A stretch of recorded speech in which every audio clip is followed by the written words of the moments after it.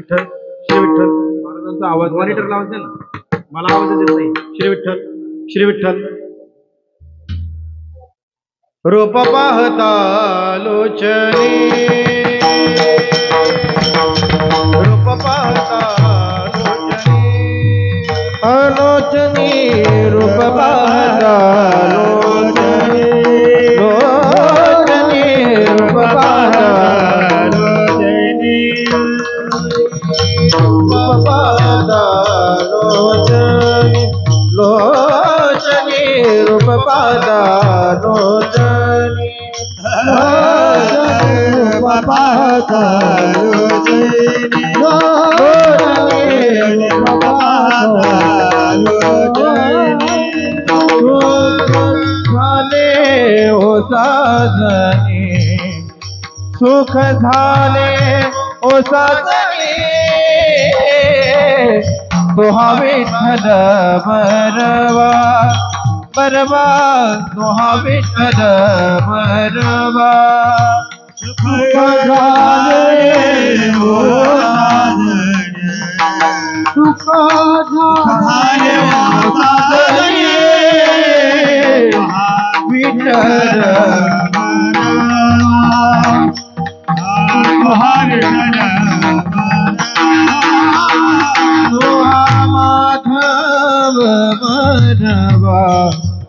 तोहा माधव बनवा, तोहा विठ्ठल बरवा, तोहा विठ्ठल बरवा, तोहा माधव बरवा,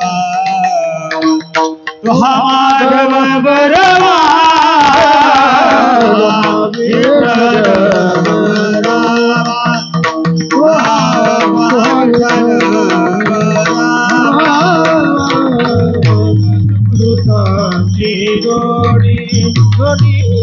बहुधा सुकृताची जोडी, बहुधा सुकृताची जोडी,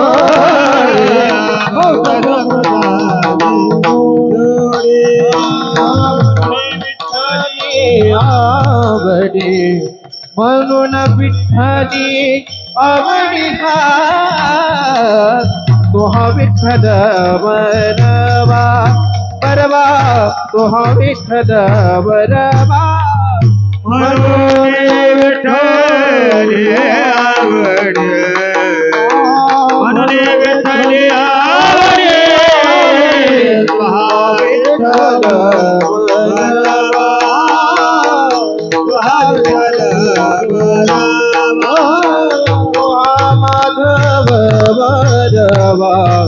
तुहा माधव बरवा तुहा विठ्ठल बरवा तुहा विठ्ठल बरवा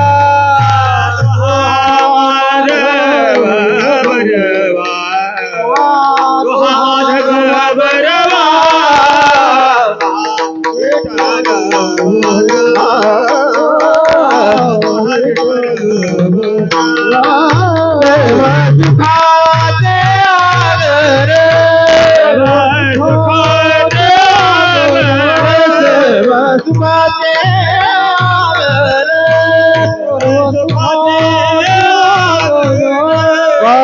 रखुमा देवी वर बाप रखुमा देवी वर तुहा विठ्ठल बरवा तुहा विठ्ठल बरवा रखुमा देवी वर बाप रखुमा देवी वर तुहा विठ्ठल बरवा तुहा माधव बरवा तुहा माधव बरवा तुहा विठ्ठल बरवा तुहा विठ्ठल बरवा तुहा माधव बरवा तुहा माधव बरवा तुहा विठ्ठल बरवा तुहा विठ्ठल बरवा जय जय राम कृष्ण जय जय राम कृष्ण हरि जय जय राम कृष्ण हरि जय राम कृष्ण जय जय राम कृष्ण हरि जय जय राम कृष्ण हरि जय जय राम कृष्ण जय जय राम कृष्ण जय जय Ram Hare Hare Ram Krishna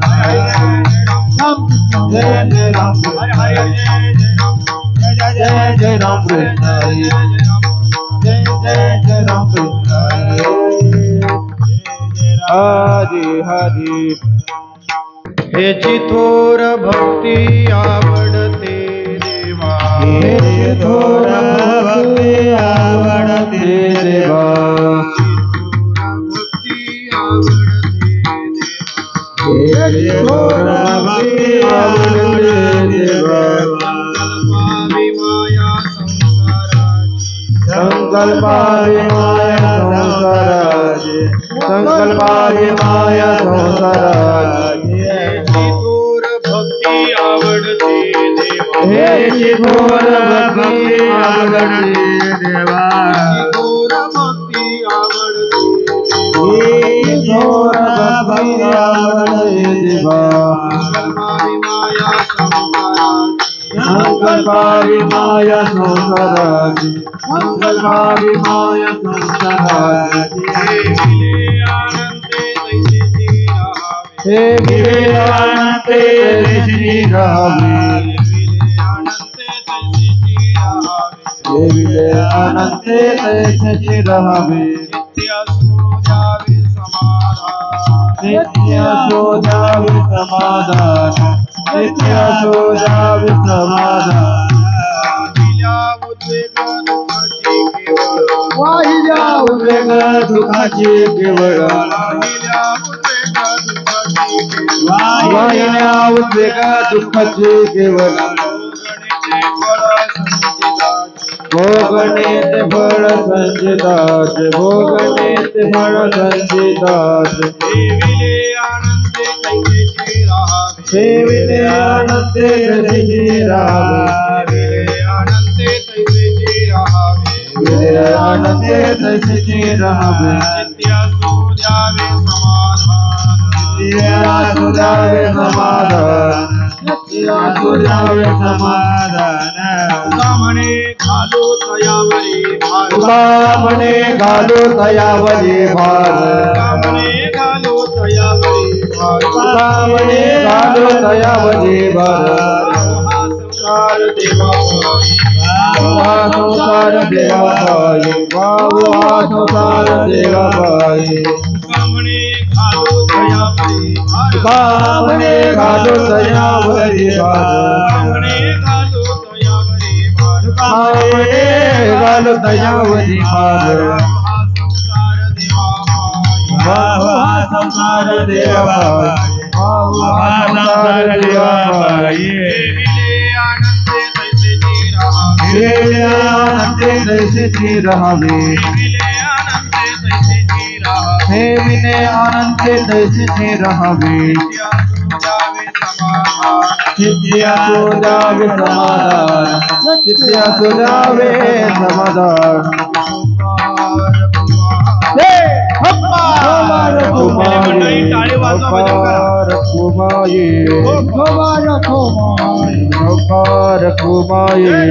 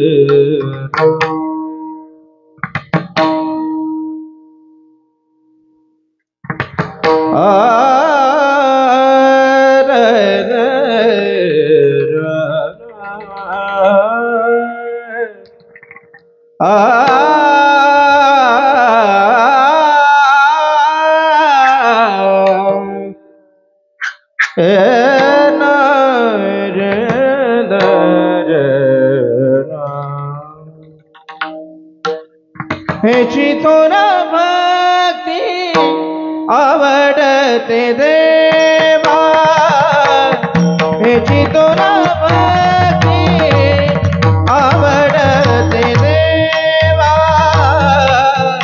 हेची तोरा भक्ती आवडते देवा हेची तोरा भक्ती आवडते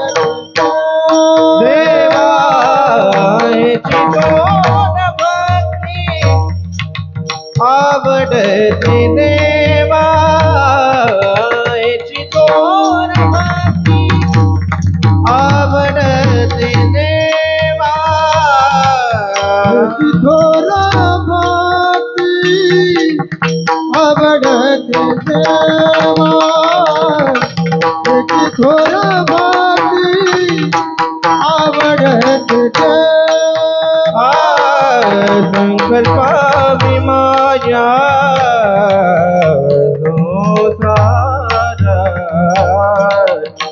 संकल्पा विमाया संकल्पा विमाया संकल्पा विमाया संकल्पा विमाया संसाराची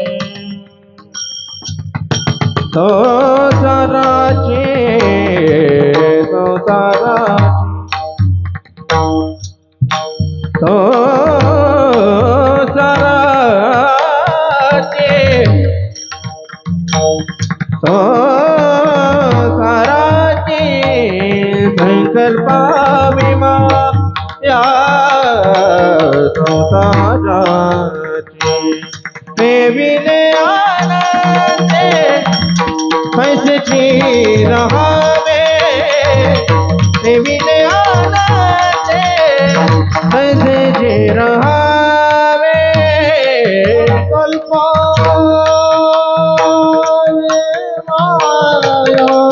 माया संसाराची संकल्पानि माया संकल्पानि माया संसारा निर्विने आगे परिचय नहाए निर्विने आगे परिचय नहाए चित्तिया सुजावे समाधान चित्तिया सुजावे समाधान समाधान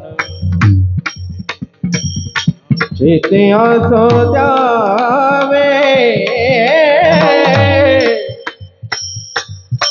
समाधान चित्तिया सुजावे चित्ते असोद्यावे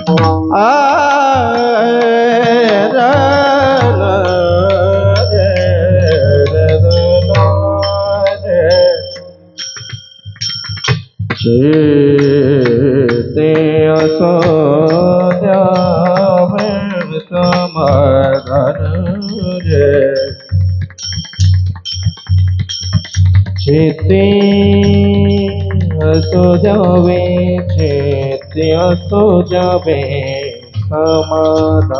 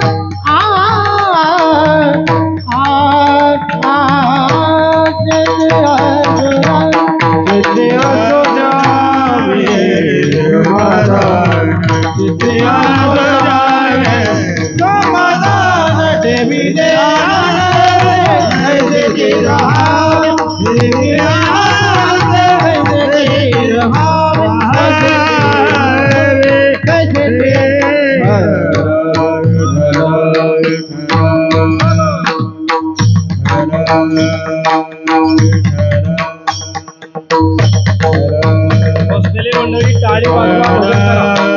बोलो.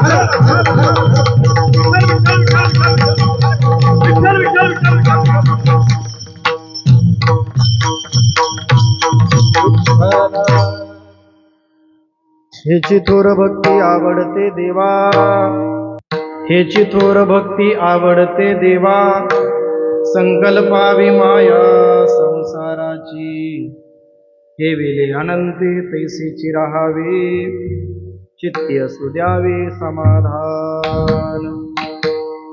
वाहिल्या उद्वेग दुःखची केवळ, वाहिल्या उद्वेग दुःखची केवळ, भोगणे ते फळ संचिताचे, हे विले अनंते तैसीची राहावे, चित्ती असू द्यावे समाधान.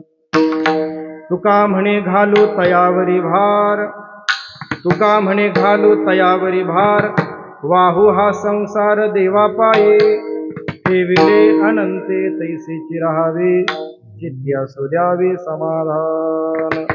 समचरण सरोजम साम्र नीलांबुदाभम, जगननिहित पाणिं मण्डनं मण्डनानां, तरुण तुलसी माला कंधरं कंजनेत्रं, सदयधवलहासं विठ्ठलं चिन्तयामि.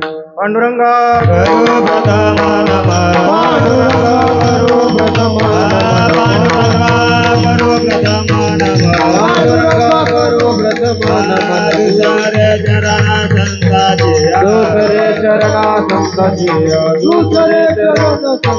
आनंद प्रभादाने कथेचा विस्तार, प्रभादाने कथेचा विस्तार, प्रभादाने कथेचा विस्तार, प्रभादाने कथेचा विस्तार. बाबाजी सद्गुरुदास तुका, बाबाजी सद्गुरुदास तुका, बाबाजी सद्गुरुदास तुका. शरदिंदू समाकारे परब्रह्म स्वरूपिणी, वासरा पिढनिलये सरस्वती नमोस्तुते. कलावद्नी जीवधरार्थावतारम, कलांगंक तेजोदिका मोदिवक्त्रम, खलानिशवाधापणोदार दक्षम, समाधिस्थमूर्तिं भजे ज्ञानदेवम्. ओम नमो ज्ञानेश्वराय, ओम नमो ज्ञानेश्वराय, ओम नमो ज्ञानेश्वराय, ओम नमो ज्ञानेश्वराय. करुणा करा दयाळा, करुणा करा दयाळा, करुणा करा दयाळा. तुमचानुग्रह लादलो, लाधलो पावन झालो चराचरे. करुणा करा दयाळा, करुणा करा दयाळा, करुणा करा दयाळा. तुझानुग्रह लादलो, पावन झालो चरा. ओम नमो ज्ञानेश्वरा, करुणा करा दयाळा. तुमचानुग्रह लादलो, लादलो पावन झालो चराचरे. ओम नमो ज्ञानेश्वरा, करुणा करा दयाळा. तुमचानुग्रह लादलो, पावन झालो चराचरे. ओम नमो ज्ञानेश्वरा, करुणा करा दयाळा, तुमचा अनुग्रह लाधलो, पावन झालो चराचरी. मी कळा कुसरी काहीची नेने, बोलतो वचने अतिभाविका, तुमचा अनुग्रह लाधलो, पावन झालो चराचरी. एका जनार्दनी तुमचा दास, त्याची आस पुरवावी, तुमचा अनुग्रह लाधलो, पावन झालो चराचरी. विठ्ठला विठ्ठला विठ्ठला विठ्ठला विठ्ठला विठ्ठला विठ्ठला. याची थोर भक्ती आवडते देवा, याची थोर भक्ती आवडते देवा, संकल्पावी माया संसाराची, ठेविले अनंते तैसेची राहावे, चित्ती असू द्यावे समाधान. प्रस्तुत प्राप्त प्रसंगी संप्राप्त स्थळी कीर्तनरूपी सेवेकरता अर्थात निरूपणा करता निवडलेला अभंग, महान भगवत भक्त देहो निवासी, वैराग्याचे मूर्तिमंत पुतळे, वारकरी संप्रदायाच्या संत परंपरेमध्ये कलशस्थानी असे विराजमान असणारे श्रीमंत श्री जगद्गुरु तुकोबाराय यांच्या संपूर्ण विश्वाला चंद्रभागा मातेप्रमाणे पावन आणि पुलकित करणाऱ्या अभंग संहितेतील अर्थात जगद्गुरु तुकोबारायांच्या गाथ्यातील देवाला आवडणारी भक्ती कोणती, कोणत्या भक्तीनं भगवान परमात्मा लवकर संतुष्ट होतो, त्या भक्तीचा अनुभव स्वतः घेऊन ती भक्ती जगतापुढे श्री तुकोबाराय या अभंगामध्ये प्रकट करतायत.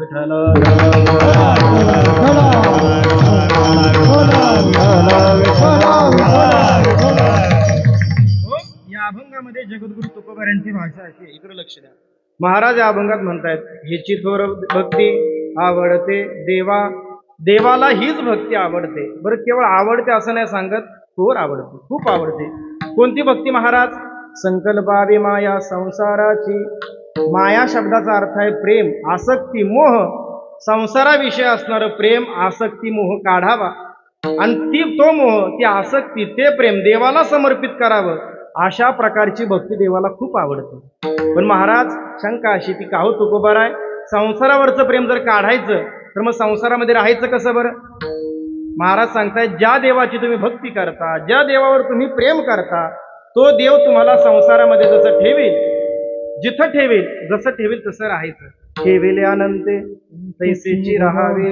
पण महाराज इथे एक शंका येते की या जगामध्ये जन्माला आलेल्या प्रत्येक माणसाला नाही, प्रत्येक जीवाला देव जसं ठेवेल तसं राहावंच लागतं.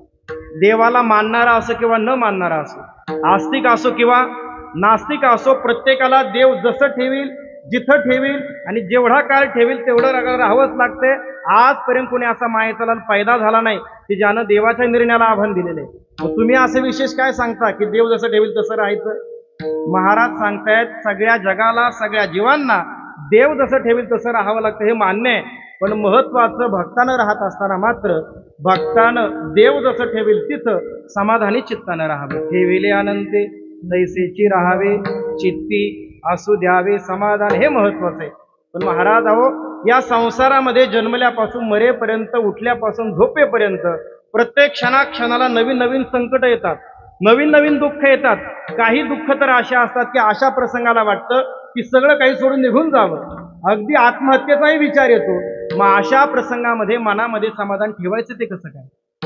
कसं काय समाधान ठेवायचं? तुम्ही सांगताय समाधान ठेवा, पण महाराज सांगतायत जर तुम्ही आलेल्या प्रसंगामध्ये समाधान ठेवलं नाही, जर आलेल्या प्रसंगामध्ये तुम्ही जर उद्वेग करत राहिले तर तो उद्वेग तुम्हाला पुन्हा दुःखच भोगायला लावेल. वाहिल्या उद्वेग दुःखची केवळ का? कारण तुमच्या वाटेला येणारं सुख दुःख हे देव तुम्हाला देत नसतो. तो देतो पण आपल्या कर्मानुसार देतो. तो देणार आहे पण कर्मफलदाता आहे, त्याचं नावच आहे कर्मफलदाता. तो देतो पण स्वेच्छेनं नाही देत, तो आपल्या कर्मानुसार आपल्याला देतो. आपलं संचित हे आपल्याला भोगावंच लागतं. म्हणून भोगणे ते फळ संचिताचे आपल्याला भोगावं लागतं, यामध्ये नवल नाही. भगवंत जरी इथं अवतरित झाला तरी त्याला देखील त्यानं केलेलं कर्म भोगावं लागतं. प्रभू झाला तरी संसाराचा दास तुकोबाऱ्या सांगतात, तो जरी इथं आला तरी त्यालाही ते कर्म भोगून संपवच लागतं. ठीक आहे महाराज, कळाला आम्हाला देवाला कोणती भक्ती आवडते. संसारावरची माया काढायची, प्रेम काढायचं, ते देवाला समर्पित करायचं. आपण संसारामध्ये समाधानी चित्तानं देव जसं ठेवील त्या परिस्थितीमध्ये तसंच राहायचं. आलेल्या प्रत्येक प्रसंगाला आपल्या कर्माचं फळ आहे, आपली भोग आहेत म्हणून संपत राहायचं, हेही कळालं. पण महाराज आता आमच्या पुढे जो संसार आहे, प्रत्येकापुढे आहे, गृहस्थी असो किंवा वानप्रस्थी असो, ब्रह्मचारी असो किंवा संन्यासी असो, प्रत्येकाला संसार आहेच. अहो, जो जन्माला आला त्या प्रत्येकाला शरीर आहे. शरीर हाच मोठा संसार आहे. मग या शरीररूपी संसाराचं पालन पोषण करणार कोण? याला राखणार कोण? महाराज सांगतायत त्या शरीराला नाही, या सगळ्या संसाराला ज्यानं निर्माण केलं ना, तोच या संसाराचं पालन पोषण करण्याकरता समर्थ आहे. नाही, तोच सगळं करतोय. आपण उगाच आपल्याकडे अहंकार घेऊ नये. या संसाराचा भार त्याच्या पायावरती घालावा. तुका म्हणे घालू तयावरी भार आणि वाहू हा संसार देवा पायी. आपण मात्र ठेविले अनंते तैसीची राहावे, चित्ती असू द्यावे समाधान. असा या अभंगाचा सरळ सरळ भावार्थ आहे. विठ्ठल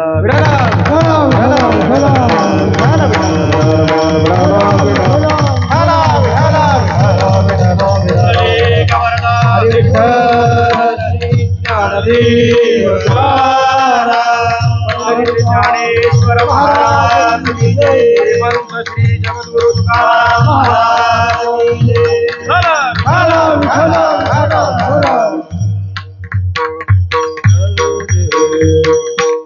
अनंत कृपा विभूषित अकारण करुणावरुणालय भक्त काम भक्त वत्सल भगवान श्री पंढरीनाथाच्या असीम कृपेद्वारा विश्वमावली साधकांचे मायबाप विठोबाचे प्राणसखे कैवल्य साम्राज्य चक्रवर्ती अलंकापूर पीठाधीश्वर श्री ज्ञानोबाराय जगाचा संसार सुखाचा करण्याकरता आपल्या संसाराची राख रांगोळी करणारे, पंचम वेद निर्माते, पंचम पुरुषार्थ साध्य करणारे, वैराग्य रूपी तरुला आलेलं मूर्तिमंत फळ अर्थात श्रीमंत श्री जगद्गुरु तुकोबाराय आदि करून सकल संतांच्या विशेष आशीर्वादाद्वारे वारकरी संप्रदायामध्ये ज्यांना आदर्य स्थान आहे असे वंदनीय पूजनीय गुरुवर्य श्री माधव बाबा घुले यांच्या पवित्र अशा मार्गदर्शनाखाली गेल्या 88 वर्षापासून म्हणजे जवळजवळ सद्गुरू जोग महाराजांचे परमशिष्य असणारे लक्ष्मण बाबा गुरुनाम गुरु लक्ष्मण बाबा यांच्या पदस्पर्शानं, यांच्या पावन हस्तानं या संसाराची मुहूर्तमेढ या ठिकाणी झाली.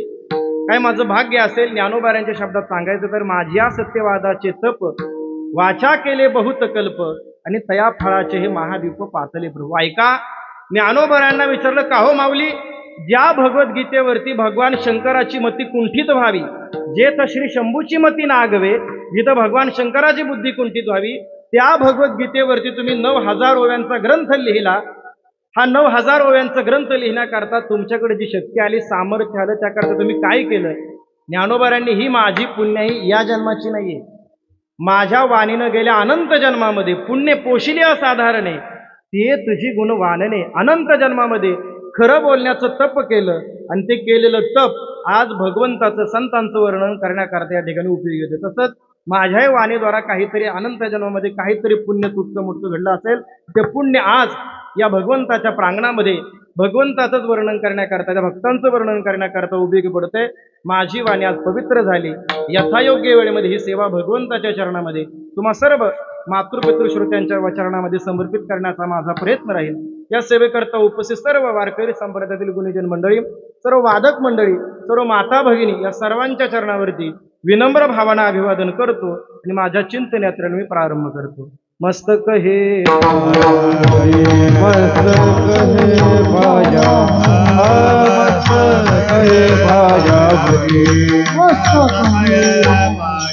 यावर कधी संताचा, वार कधी संताचा, यावर करे संताचा, यावर करे संताचा, यावर करे संताचा, यावर करे मस्तक हे यावरी, यावर करे संताचा, यावर करी संताचा, यावर करे संता. मस्तक हे यावरी, यावर करी संताचा, यावर करी संताचा, यावर करी संताचा.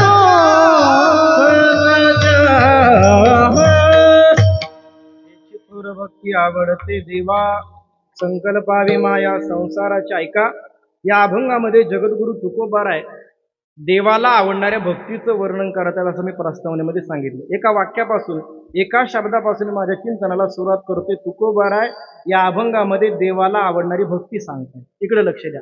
फक्त 1 तास राहिलेला आहे. उरलेल्या 1 तासामध्ये तरी अवधान ऐकले दीजे, मग सर्व सुखाचे पात्र होईल. ज्ञानोबाऱ्यांची उक्तीप्रमाणे फक्त 1 तास माझ्याकडे लक्ष द्या.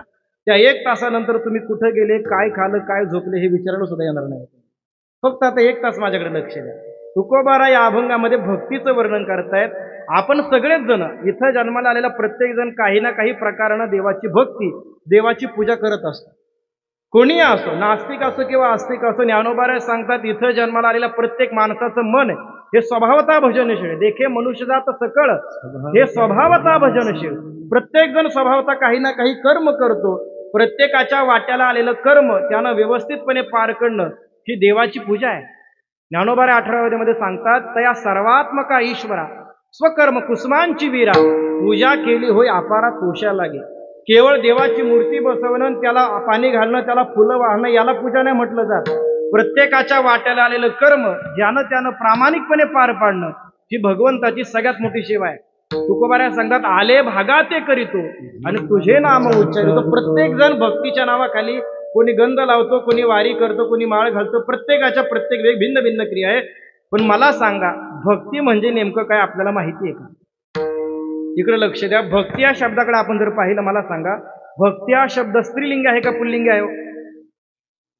भक्तीला आपण ती भक्ती म्हणतो का तो भक्ती म्हणतो? ती भक्ती म्हणतो. का बरं? कधी विचार केलाय का असं का? त्याचं कारण एवढंच आहे, स्त्रीच्या अंतःकरणामध्ये भक्ती लवकर विकसित होते, त्या मानानं पुरुषाच्या अंतःकरणानं भक्ती लवकर विकसित होत नाही. जेवढ्या लवकर एखाद्या स्त्रीला लवकर भक्ती करता येते, तेवढ्या लवकर पुरुषांना करता येत नाही. का बरं? कारण स्त्रीचा स्वभाव, स्त्रीचं शरीर हे नैसर्गिकरित्या हे कोमल आहे. स्वभाव, मन, अंतःकरण हे नैसर्गिकरित्या कोमल आहे. त्या मानानं पुरुषाचं अंतःकरण हे कठोर आहे, अहंकारला युक्त आहे. तुम्हाला साधं उदाहरण सांगतो. इथं जर आपण पाहिलं, आता नका पाहू, नंतर पहा, तर इथं स्त्रियांची संख्या जास्त आहे का पुरुषांची जास्त आहे?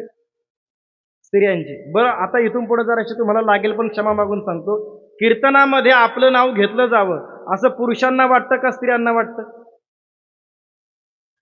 हा, हसले ते अर्थ तुम्ही मान्य केलं, सांगता येत नाही पण मान्य केलं. म्हणजे काय, भक्ती करणं हे स्त्रीला लवकर जमतं. भक्तीची व्याख्याच करताना मधुसूदन सरस्वतीने सांगितलं, भक्ती म्हणजे काय?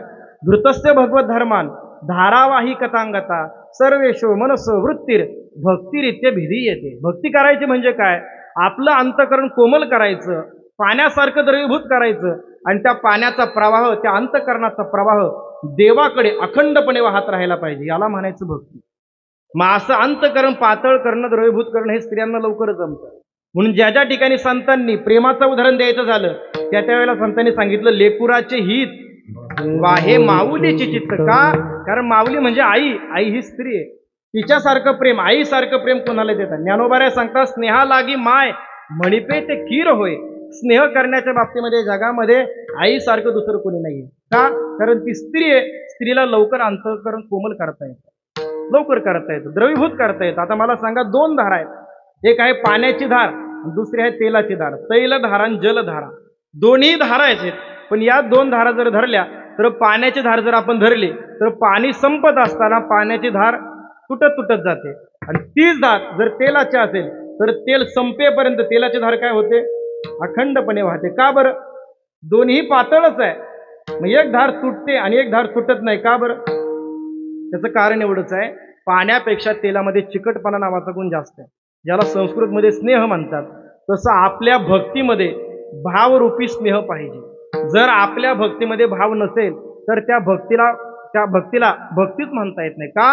ज्ञानोबा स्पष्ट सांगतात, भावे विना भक्ती, भावे विना भक्ती, भक्ती विना मुक्ती, बळे विना शक्ती बोलू नये, बळे विना शक्ती बोलू नये.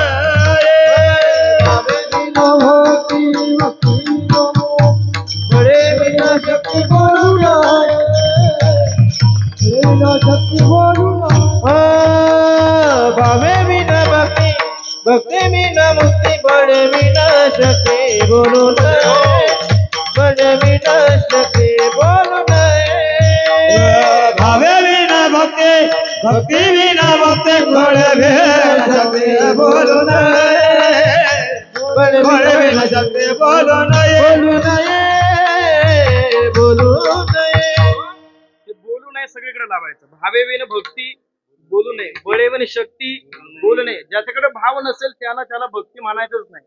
ज्यासाठी उपासना नाही. भक्ती केव्हा असते? ती क्रिया आपल्याकडून सतत झाली पाहिजे. म्हणून जिथं जिथं भक्तीचं वर्णन आलं, तिथे तिथं संतांनी शब्द सांगितला अखंड. भगवद्गीता सांगते, सततं कीर्तयन्तो माम. कीर्तन करा, पण कसं? सतत. अरे आज सप्ताह म्हणून भगवंताचं नाव घेतलं, उद्या एकादशी म्हणून नाव घेतलं, पुन्हा विसरले, याला भक्ती नाही म्हणत. कृष्ण विष्णू हरी गोविंद या नामाचे निखिळ प्रबंध, माझी आत्मचर्चा विशद उदंड गाती. उदंड एकदा गातात असं नाही, उदंड गाती. आणि हे गाणं हे स्त्रियांना, अर्थात स्त्री अंतःकरणाला लवकर जमतं. म्हणून भक्ती हा शब्द स्त्रीलिंगी आहे. विठ्ठल विठ्ठल विठ्ठल विठ्ठल. ऐका, नारद महर्षींनी भक्तीची व्याख्या केली भक्तिसूत्रामध्ये. पण त्यांना विचारलं, का हो नारद महर्षी, भक्ती कोणासारखी करायची? भक्तीमधला आदर्श कोण आहे सांगा आम्हाला. नारद महर्षींनी कोण्या संताचं नाव नाही घेतलं, कोणत्या साधूचं नाव नाही घेतलं. त्यांनी सांगितलं, भक्ती करा कोणासारखी? यथाव्रज गोपिका नाम. त्या वृंदावनातल्या गोपिकांनी जशी भक्ती केली ना, तशी भक्ती आजपर्यंत कोणाला जमली नाही. अहो, स्वतः महादेवांना गोपी झाल्याशिवाय ती भक्ती करता नाही आली. ऐकलेला प्रसंग आहे, ज्या वेळेला भगवंतानं वृंदावनामध्ये हजारो गोपिकांना रासक्रीडेचा आनंद देण्याचं ठरवलं. ज्या दिवशी तो आनंद द्यायचा, तो दिवस होता शरद पौर्णिमेचा, ज्याला आपण कोजागिरी पौर्णिमा म्हणतो. त्या कोजागिरी पौर्णिमेला त्या वृंदावनामध्ये निधिवन नावाचं ठिकाण आहे, तिथं हजारो गोपिका आहेत. आणि भगवान रासाला सुरुवातच करणार ही बातमी कैलासावर असणाऱ्या महादेवांना कळालं की माझे प्रभू श्रीकृष्ण त्या ठिकाणी रासाला सुरुवात करतायत. महादेवांना वाटलं, अरे मी या भगनापासून का वेगळं राहा, मी या आनंदापासून वेगळं का राहावं? ऐसा सांडोनी सोहळा मी का पडेन निराळा, मी सुद्धा याच्यामध्ये आलं पाहिजे. स्वतः महादेवांनी आपला कैलास पर्वत सोडला, आपली तपश्चर्या सोडली आणि स्वतः वृंदावनामध्ये आले. ऐका, महादेव म्हणजे साधारण नाही. ज्ञानोबारांनी महादेवांचं वर्णन करताना सांगितलंय, करिता तापसाची कडसणी कवन जवळा ठेवीचे शूळपाणी. या जगामध्ये तपश्चर्या करणाऱ्यांच्या बाबतीमध्ये आजपर्यंत महादेवांच्या तुलनेचं एकही झालेलं नाही. काय तपश्चर्या असेल, पण ती तपश्चर्या बाजूला सोडली, कैलास परत बाजूला सोडला आणि स्वतः वृंदावनामध्ये आले. आल्याबरोबर त्या वनामध्ये जाणारच तर त्या वनाच्या द्वारावरती एक ललिता नावाची गोपिका बसलेली आहे. तिने अडवलं महादेवांना, तुम्ही आतमध्ये जाऊ शकत नाही. महादेव काकुळतीला आले, अगं मी माझा पर्वत कैलास पर्वत सोडून आलोय, तपश्चर्या अर्धवट सोडून आलोय या आनंदामध्ये सम्मिलित होण्याकरता. का बरं, का आत जाऊ शकत नाही? तिने सांगितलं, ऐका भगवान, तुम्हाला जाण्याची इच्छा आहे मलाही माहिती आहे, पण ऐका, आतमध्ये हजारो गोपिका आहेत, पण त्या हजारो गोपिकांबरोबर रास करण्याकरता पुरुष मात्र केवळ श्रीकृष्ण. तुम्ही पुरुष वेशामध्ये आलेला आहात, तुम्ही आतमध्ये जाऊ शकत नाही, आतमध्ये जाऊ शकत नाही. काहीतरी उपाय असेल ना. काकुळतीला आले, काहीतरी उपाय असेल ना. तिने सांगितलं, ऐका, तिथं जवळच गोपी नावाचा तलाव आहे, तिथं स्नान करा, गोपीची कपडे घाला, साडी घाला, बांगडी घाला, मग तुम्हाला आतमध्ये प्रवेश मिळेल. महादेवांनी त्या तलावामध्ये स्नान केलं, साडी घातली. ऐका, महादेव म्हणजे साधारण नाही.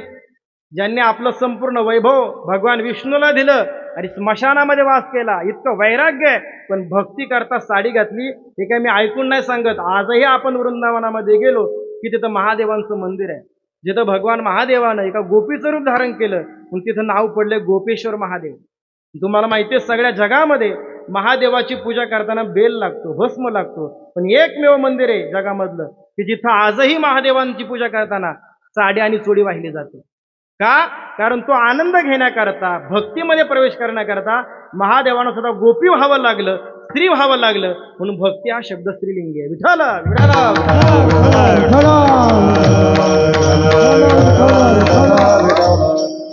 तुम्हाला ऐकायला आश्चर्य वाटेल, तसं जर सिद्धांताच्या दृष्टीने जर पाहिलं ना, तर या जगामध्ये सगळ्या स्त्रियाचे, पुरुष कोणीच नाहीये. पुरुष फक्त परमात्मा आहे.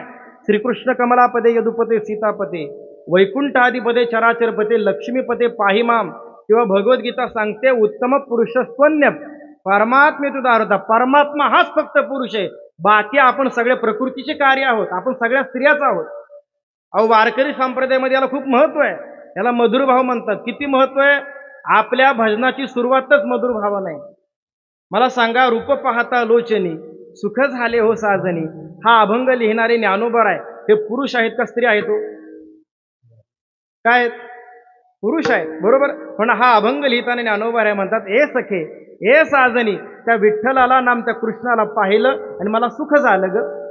आता मला सांगा, ही भाषा स्त्रीची का पुरुषाची? स्त्री. ज्ञानोबाऱ्या जर पुरुष आहे तर स्त्रीची भाषा का वापरावी? कारण भक्तीचा अनुभव प्रकट करताना ज्ञानोबाऱ्यानं सुद्धा स्त्री व्हावं लागलं, स्त्री व्हावं लागलं. एवढंच नाही, आपल्या भजनाचा शेवट सुद्धा मधुर भावाने.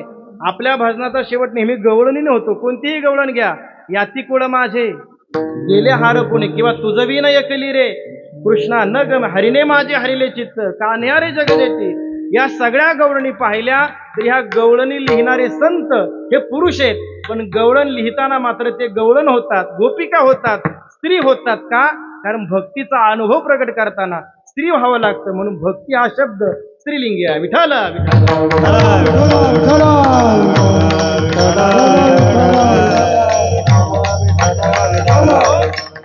भक्ती या शब्दापासून सुरुवात केली होती. भक्ती शब्द स्त्रीलिंगी का पुल्लिंगी तुम्हाला विचारलं होतं. भक्ती शब्द स्त्रीलिंगी काय? त्याचं कारण हे का? कारण स्त्रीला भक्ती लवकर जमते. पण तुकोबाऱ्या म्हणतात की ही भक्ती देवाला खूप आवडते, त्याची थोर भक्ती आवडते देवा. का हो तुकोबाराय? देवाला जर भक्ती आवडते तर देवाला बाकीची साधनं आवडत नाहीत का?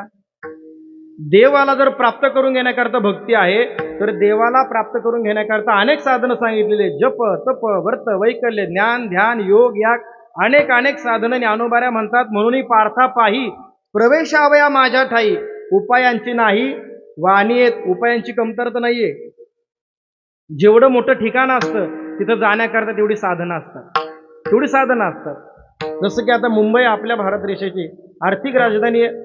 तिथे येण्याकरता जर आळंदीवरून एखाद्या महाराजांनी ठरवलं मला चालत जायचं, त्यांना चालत येण्याकरता रस्ता. एखादा म्हणला नाही मला सरकारी गाडीने जायचं, त्याच्याकरता बस आहे. आमच्यासारखं म्हणला नाही मला प्रायव्हेट गाडीने जायचंय, त्यांच्याकरता प्रायव्हेट गाडी नाही. दुसरा म्हणला नाही मला विमानानं जायचं, हवाई मार्गाने जायचं, त्याच्याकरता विमान सुद्धा आहे. नाही एखादा म्हणला नाही मला जलमार्गाने जायचंय, त्याच्याकरता जलमार्ग सुद्धा आहे. म्हणजे काय, जेवढं मोठं ठिकाण तिथं जाण्याकरता साधनही तेवढीच. तसं भगवत प्राप्ती जर सगळ्यात मोठं ठिकाण आहे, देव जर सगळ्यात मोठं ठिकाण आहे, तर तिथं जाण्याकरता अनेक मार्ग आहेत, अनेक साधन आहेत. मी सांगितलं तुम्हाला, जप तप व्रत वैकल्य अनेक साधन आहेत.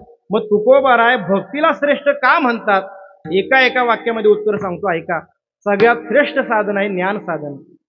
स्वतः भगवद्गीता सांगते, नाही ज्ञानेन सदृशम पवित्रम इह विद्यते. या जगामध्ये ज्ञाना इतकी पवित्र गोष्टी कोणती नाहीये. योग सुद्धा सांगितलेला आहे, कर्म सुद्धा सांगितलेलं आहे, पण त्याच्यापेक्षा भक्ती वरचढ काय, एका वाक्यात सांगतो ऐका.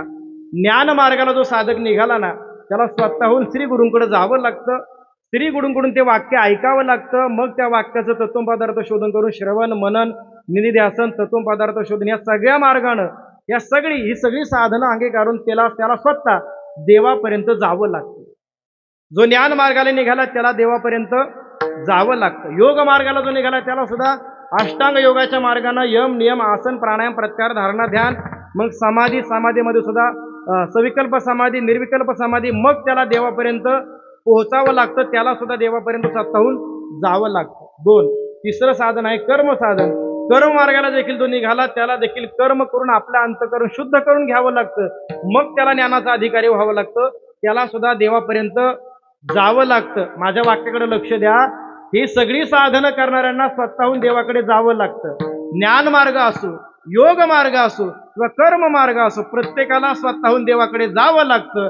पण भक्ती या साधनाचं विशेष हे आहे, भक्ती हे साधन महत्वाचं हे ठरतं. त्याचं कारण एवढंच आहे की भक्ती साधन करणाऱ्या वारकऱ्याला, त्या साधकाला, त्या साधूला देवापर्यंत जावं लागत नाही. देव स्वतःहून त्याच्याकडे येतो. नाही त्याच्या घरी येतो. सुखे येतो घर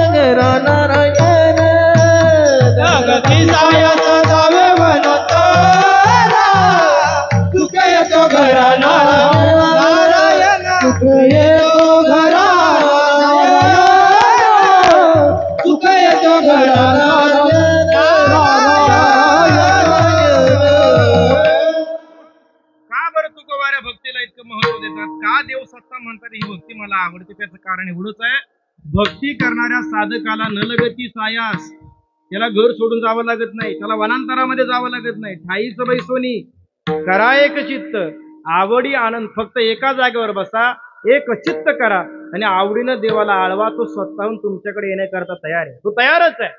फक्त त्याला येण्याकरता ते आसन सिद्ध करा. तो स्वतः येण्याकरता तयार आहे. आलाय का आतापर्यंत कोणाच्या घरी? हो, ज्यांनी भक्ती केली त्यांना तो स्वतः भेटायला आलेला आहे.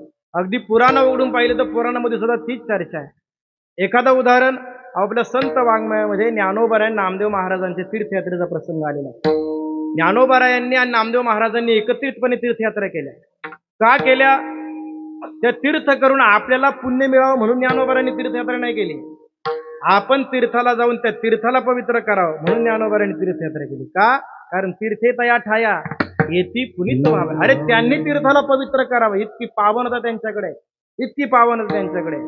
अजून एक कारण त्यांना सांगायचं होतं की जव हे सिकळ सिद्ध आहे, हात चालावया पाय तर तू आपले स्वहित पाय, तीर्थयात्रे जायचं तू नको. जगाला सांगायचं होतं की जोपर्यंत शरीरामध्ये ताकद आहे तोपर्यंत तीर्थयात्रा केली पाहिजे. पण स्वतः ज्ञानोबा नामदेव महाराजांनी तीर्थयात्रा केली. ते कुठून कसे गेले, काय काय प्रसंग घडले, त्याचं सविस्तर वर्णन गुरुनाम गुरु वैकुंठवासी वारकरी संप्रदायाच्या भीष्माचार्य ज्यांना म्हटलं जायचं ते निवृत्ती महाराज वक्ते बाबा गुरुवर्य बाबांनी त्यांच्या मुक्ताई चरित्र अर्थात ब्रह्मचित कला दर्शन या नावाच्या ग्रंथामध्ये अत्यंत सविस्तर वर्णन केलेलं आहे. त्याच्यात प्रसंग आलेला आहे की ज्या वेळेला ज्ञानोबा नामदेव महाराज तीर्थयात्रा करत असताना सातपुडा पर्वतरांगातून चालत होते. सातपुडा पर्वतरांगा म्हणजे नर्मदा मातेच्या अलीकडचा भाग आणि आपण ज्याला खानदेश म्हणतो त्या खानदेशाचा वरचा भाग. त्या डोंगराळ भागातून जात असताना तिथे एक हरपाल नावाचा भक्त राहत होता. काय नाव त्याचं? हरपाल. इकडे लक्ष द्या. हरपाल हा पांडुरंगाचा भक्त होता. पण विशेष असं होतं की हरपालानं पांडुरंगाला कधी पाहिलं नव्हतं, कधी पंढरपूरला गेलेला नव्हता. फक्त पांडुरंगाची कीर्ती ऐकली होती की तो पांडुरंग परमात्मा आपल्या भक्तांकरता काय करतो, किती प्रेम करतो आपल्या भक्तांवरती. ह्या महिमा ऐकला आणि त्याचं पांडुरंगावरती प्रेम जडलं. पण विशेष असं होतं, ऐका, तो हरपाल भक्त होता पण आपलं घर चालवण्याकरता त्या वाटेला येणाऱ्या वाटसरूंना तो अडवायचा, त्यांना लुटायचा, मग आपलं घर चालवायचं. लुटारू होता, चोर होता, दरोडेखोर होता. काय विचित्र कर्म असेल, प्रारब्ध असेल, भक्त होता पण कर्म असं विचित्र होतं. पण ऐका, विशेष असं होतं की हरपाल चोरी करायचं बरं, पण त्याचे 2 नियम होते. काय 2 नियम? आलेल्या वाटसरूला 2 प्रश्न करायचे, त्या 2 प्रश्नामध्ये जर बसला तर लुटायचं, नाही बसला तर मग नाही लुटायचं. काय प्रश्न? आलेल्या वाटसरूला विचारायचं, का रे बाबा तुला पंढरपूर माहिती आहे का? जर ती व्यक्ती म्हणली मला पंढरपूर माहित नाही, मग हरपाल पहिला ठोका ठेवून द्यायचा. दुसरा प्रश्न करायचा, मग तुला पांडुरंग तरी माहिती आहे का? मग हरपाल दुसरा फटका ठेवून द्यायचा आणि त्याच्याकडे जे काही धन आहे ते सगळं लुटून घ्यायचं. या उलट जर ती व्यक्ती म्हटली ना मला पंढरपूर माहिती आहे, मला पांडुरंग माहिती आहे, तर मग मात्र हरपाल त्या व्यक्तीला लुटत नव्हता. उलट स्वतःकडचं धन त्याला द्यायचा, स्वतः त्याला खायला प्यायला घालायचा आणि पुढच्या वाटेकडे रवाना करायचा. सांगायचा भाव असा की हरपाल वारकऱ्यांना लुटत नव्हता. बरं का गजानन महाराज? आज जर हरपाल असताना तर आपल्यासारख्या वारकऱ्यांना परवडला असता. चोरी करायची पण वारकऱ्यांना नाही लुटायचं. पण काय त्या हरपालाचं भाग्य महाराज की आज साक्षात त्या वाटेनं ज्ञानोबा आहे आणि नामदेव महाराज त्या वाटेने येत आहेत. आता ज्ञानोबा आहे, नामदेव महाराज काय आपल्यासारखं गप्पा मारत थोडी चालतील वारीने. त्यांचं भजन चाललेलं आहे रामकृष्ण हरीचं. ते भजन ऐकलं आणि नामदेव महाराजांचं ते भजन ऐकल्याबरोबर त्याला कळलं, अरे हे भजन माझ्या प्रभूचं भजन आहे. या जंगलामध्ये हे दुर्मिळ भजन आज ऐकायला येते. निश्चितच हे भजन गाणारे माझ्या प्रभूचे भक्त असले पाहिजे, निश्चितच कोणीतरी भक्त असले पाहिजेत. वाटेवर आला, ओळखलं नाही कोण आहे, पण भजन गातायत ना त्या अर्थी भक्त आहेत म्हणून साष्टांग दंडवत घातला. विचारलं कोण प्रभू, आपलं नाव काय? त्यानं सांगितलं माझं नाव ज्ञानदेव. ज्ञानोबा म्हणतात. नामदेव महाराज म्हणले माझं नाव नामदेव. हे शब्द ऐकले आणि हरपालाचा आनंद गगनामध्ये मावेना. का? अरे आजपर्यंत ज्यांची मी कीर्ती फक्त ऐकत होतो, ही साक्षात पंढरीच्या पांडुरंग परमात्म्यानं ज्यांच्या बरोबर ज्ञानाच्या चर्चा कराव्यात ते ज्ञानोबा आहे. ज्यांच्या हाताचा नैवेद्य स्वतः देवानं खावावा, नाही ज्यांच्या मागं पुढे देवानं त्यांची सेवा करण्याकरता धावावा, असे नामदेव महाराज. काय माझं भाग्य आहे की आज मला हे संत भेटले. तुम्हाला सांगू, या जगामध्ये सगळ्यात महत्वाचं भाग्य जर का असेल, सगळ्यात दुर्मिळ गोष्ट जर काय असेल तर ते आहे संत भेटणे. जगात बाकीच्या सगळ्या गोष्टी भेटतील, पण संत भेटण्याकरता देवाची कृपा असावी लागते.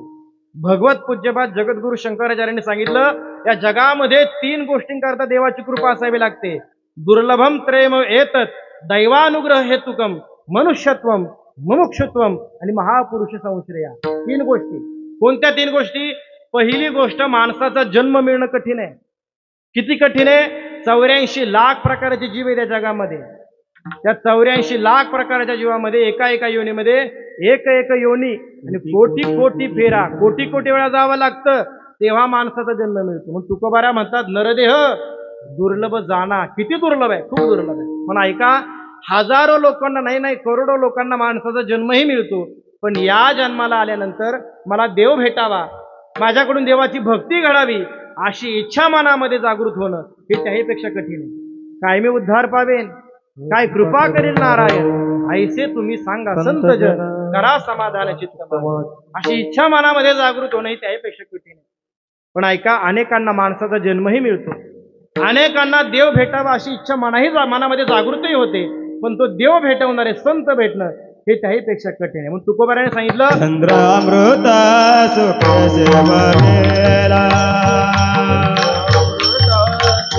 सेववेला असता जाता रविंद्र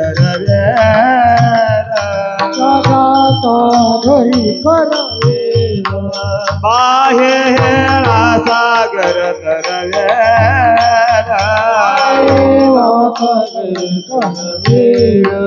परी त्या साधूचे भेटी न होईला परी त्या साधूचे भेटी न होईला साधूची भेट होईला होईला होईला किती कठीण आहे. संतांनी सांगितलं की चंद्राचं अमृत सुद्धा सहज भेटे, सूर्याला हातानं धरता येईल, समुद्रामध्ये पोहून जाणं, समुद्र पार करणं शक्य नाही, पण तेही करता येईल. पण संत भेटणं तेवढं शक्य नाही, तेवढं शक्य. म्हणून तुकोबाराने सांगितलं, बहु अवघड आहे संत भेटी, परी जग जेठी करुणा केली. अवघड आहे, दुर्मिळ आहे, पण देवानं कृपा केली तर घडतंय, तरच घडतंय. म्हणून ऐका, एका सुभाषितकारानं सांगितलं, हे जग म्हणजे बाजार आहे आणि या बाजारामध्ये प्रत्येक गोष्टीला काहीतरी मोल आहे. इथं प्रत्येक गोष्ट विकत मिळते. काही गोष्टी सौंदर्याच्या बळावर मिळतात, काही गोष्टी कलेच्या बळावर मिळतात, काही गोष्टी विद्वत्तेच्या बळावर मिळतात, काही गोष्टी धनाच्या बळावर मिळतात. जिथं धन चालत नाही तिथं सत्ता चालते, सत्तेच्या बळावर काही गोष्टी मिळतात. जिथं सगळ्या गोष्टी बंद पडतात तिथं पुण्य चालू होतं, पुण्याच्या बळावरही काही गोष्टी मिळतात. पण एक गोष्ट मात्र अशी नाही संत पण मिळत हे हाटी हिंडता कपाटी राणी म्हणे हिंडता कपाटी राणी म्हणे नाही संत पण मिळत हे हाटी हिंडता कपाटी राणी म्हणे नाही संत पण मिळत हे हाटी हिंडता कपाटी राणी म्हणे हिंडता कपाटी राणी म्हणे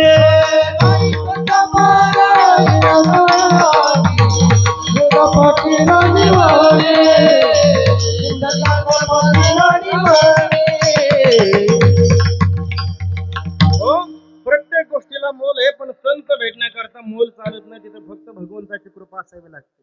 त्यांना असं वर्ण मले, तात मेले पुनि मात मेले सचभ्रात मेले जुगती सुखदाई, राज मिले गजराज मिले सब साज मिले मनवांछित पाई, लोक मिले परलोक मिले विधि लोक मिले वैकुंठ में जाई, सुंदर और सब सुखही मिले संत समागम दुर्लभ भाई.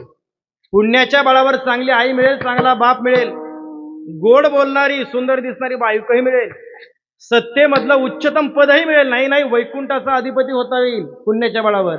पण संत भेटण्याकरता केवळ पुण्य चालत नाही, तिथं भगवंताची कृपा. संत नवती जगा मानस बहु अवघड आहे संत भेटी, पण आज त्या ठिकाणी हर पालाला ते भाग्य उद्याला आलेलं आहे. कितीही जरी अवघड असली तरी भगवंतानं कृपा केल्यानंतर मात्र आज मात्र त्याला ते संत भेटलेले आहेत. हरपाल आता सारखंच दंडवत घालायला लागले ज्ञानोबारांना, नामदेव महाराजांना. काय करावं काय कळेना. हरपालानं प्रश्न केला, माऊली दुपारची वेळ झालेली आहे, माझं घर जवळच आहे, गरीब आहे मी, पण माझ्या घरी जर तुमचा चरण स्पर्श झाला तर माझं कुळाचा उद्धार होऊन जाईल, माऊली माझ्या घरी याल का? ज्ञानोबारा म्हणले ठीक आहे येतो की. हरपालानं ज्ञानोबारांना नामदेव महाराजांना घरी नेलं, पण घरी नेल्यानंतर काय द्यावं काय बोलावं कळेना. का बरं कळेना? कारण त्याचं कारण असं आहे, प्रेमाची व्यक्ती भेटली की काय बोलावं काय द्यावं हे कळत नाही. नाही नाही जी व्यक्ती भेटली ना, जी व्यक्ती भेटल्यानंतर काय बोलावं काय करावं हे कळत नाही ना, समजून घ्यावं ही व्यक्ती प्रेमाची. माझे शब्द नाही, ज्ञानोबाऱ्या म्हणतात, अथवा संभ्रमाची आहे ती स्नेह जायचा आहे व्यक्ती. एखादी व्यक्ती भेटल्यानंतर जर संभ्रमित अवस्था झाली समजून घ्यावं ही व्यक्ती आपली प्रेमाची व्यक्ती. हरपालाला कळेना काय बोलावं काय द्यावं. हरपालानं गूळ दिला, पाणी दिलं, प्रश्न केला, माऊली पुढचं गाव बराच लांब आहे, दुपारी जेवायची वेळ झालेली आहे, काही वेळात तुम्हाला जेवण करावं लागेल, पुढचं गाव सापडणार नाही. माझ्या घरी जर तुम्ही 4 घास खायले, गरीब आहे मी, काही जास्त नाही करणार, माझी इच्छा आहे तुमची सेवा माझ्याकडून घडावी माऊली.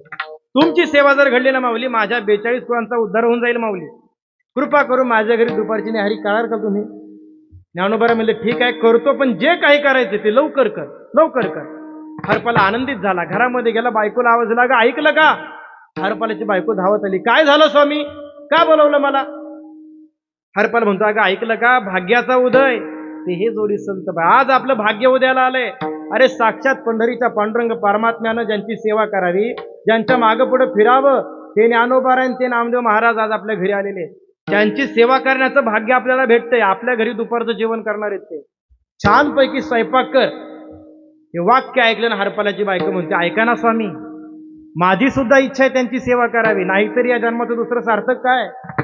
घरी आलेल्या वारकऱ्याला, साधूला जेवायला घालणं याच्यापेक्षा मोठं कर्म कोणतं, याच्यापेक्षा मोठा परोपकार कोणता आहे? या जन्माला दुसरं काय सार्थक नाही? माझी सुद्धा इच्छा आहे अशा संतांची सेवा घडावी. पण ऐका ना, तुम्ही सांगताय स्वयंपाक करा, पण आपणच कालपासून काही खाल्लेलं नाहीये, आपल्या घरामध्ये धान्याचा एक कणही शिल्लक नाहीये, काय करायचं? मला सांगा, ज्या हरपालाला ज्ञानोबारायण नामदेव महाराजांना भेटल्यानंतर आनंद झाला होता, त्याला आता कळतंय की यांची सेवा करण्याचं भाग्य आपल्याकडे नाहीये, आपली लायकी नाहीये. काय वाटलं असेल? हरपाल रडायला लागला, डोळ्यामध्ये अश्रू आले. हरपाल बायकोला काही नाही बोलला. हरपाल पांडुरंगाला म्हणतो, देवा गरिबी द्यावी रे देवा, द्यावी गरीब, पण एवढी नको देऊ देवा.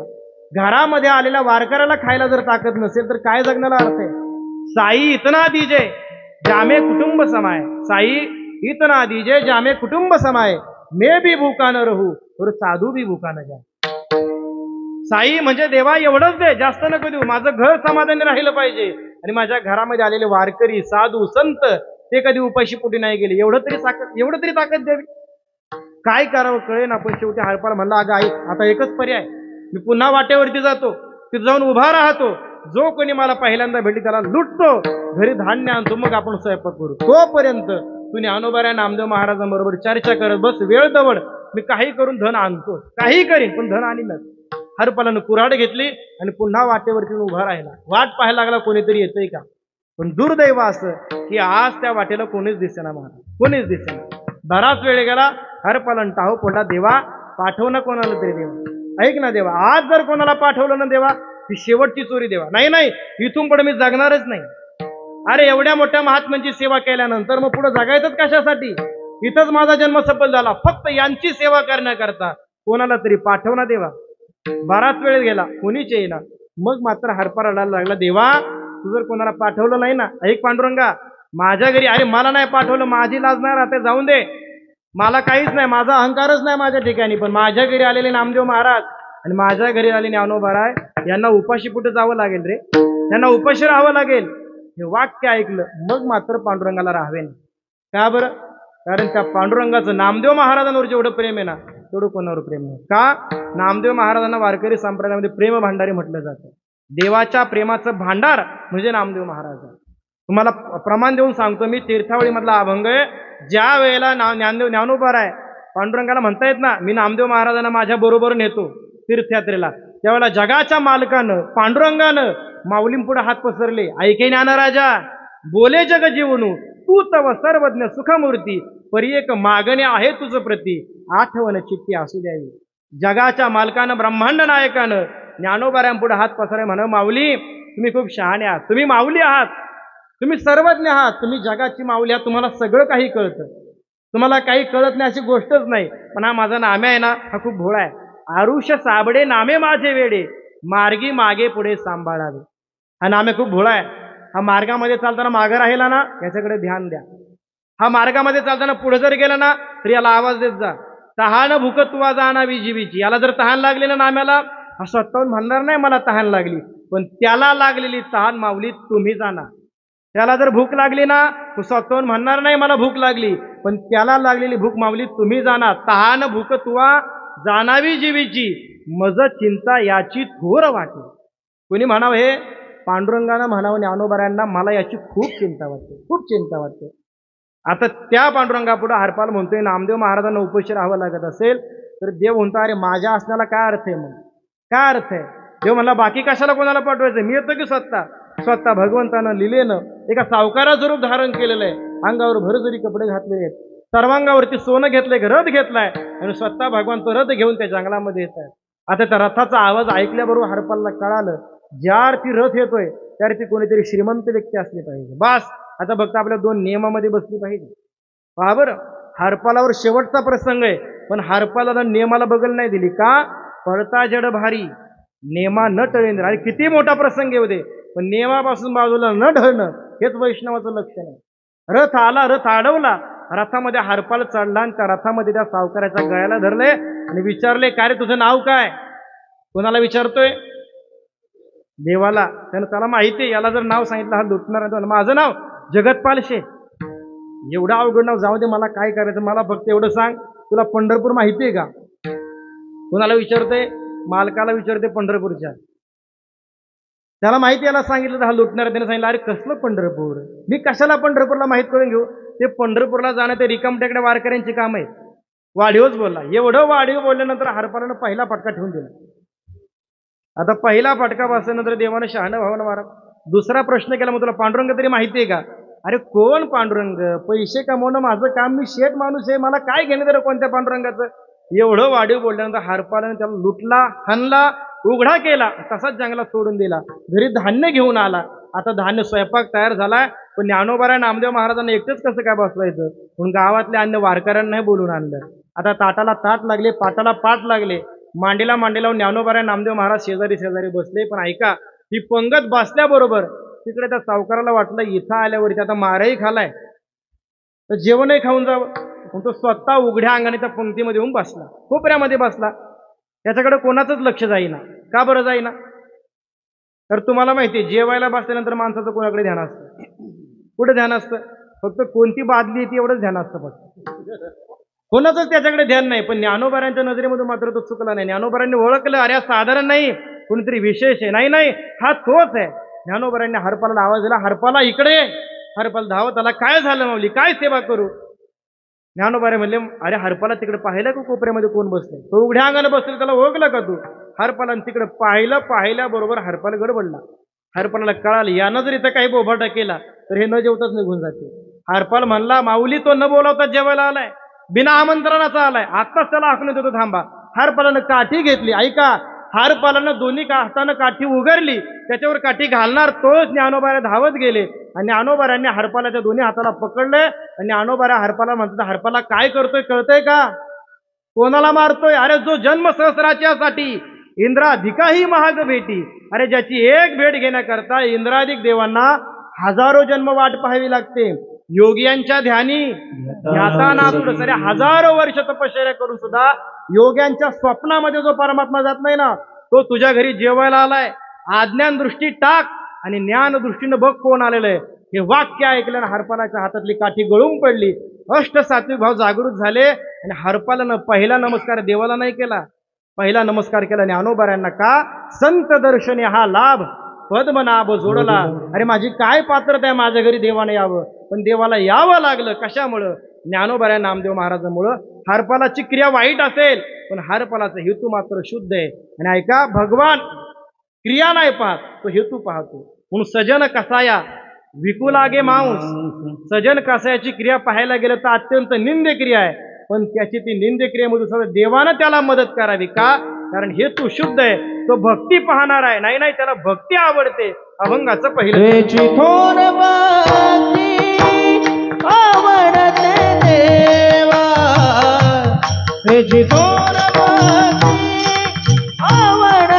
देवा,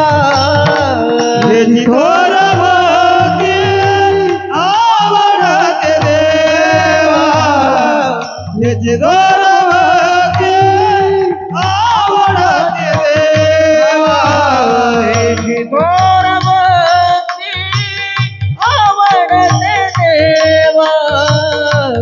हेची थोर भक्ती आवडते देवा, हेची थोर भक्ती आवडते देवा, हेची थोर भक्ती आवडते देवा. संकल्पावी माया सोसराची, संकल्पावी माया देविले अनते दैत्य चिरावे, देविले अनते दैत्य चिरावे.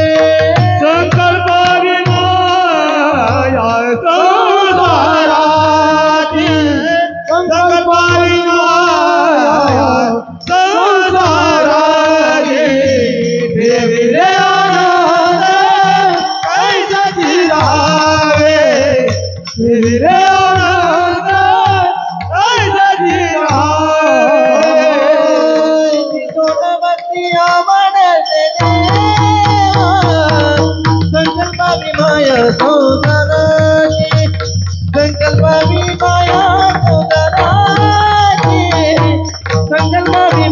संसाराची हे भक्ती आवडते देवा सकलबाई माया संसाराची सकलबाई माया संसाराची सकलबाई माया संसाराची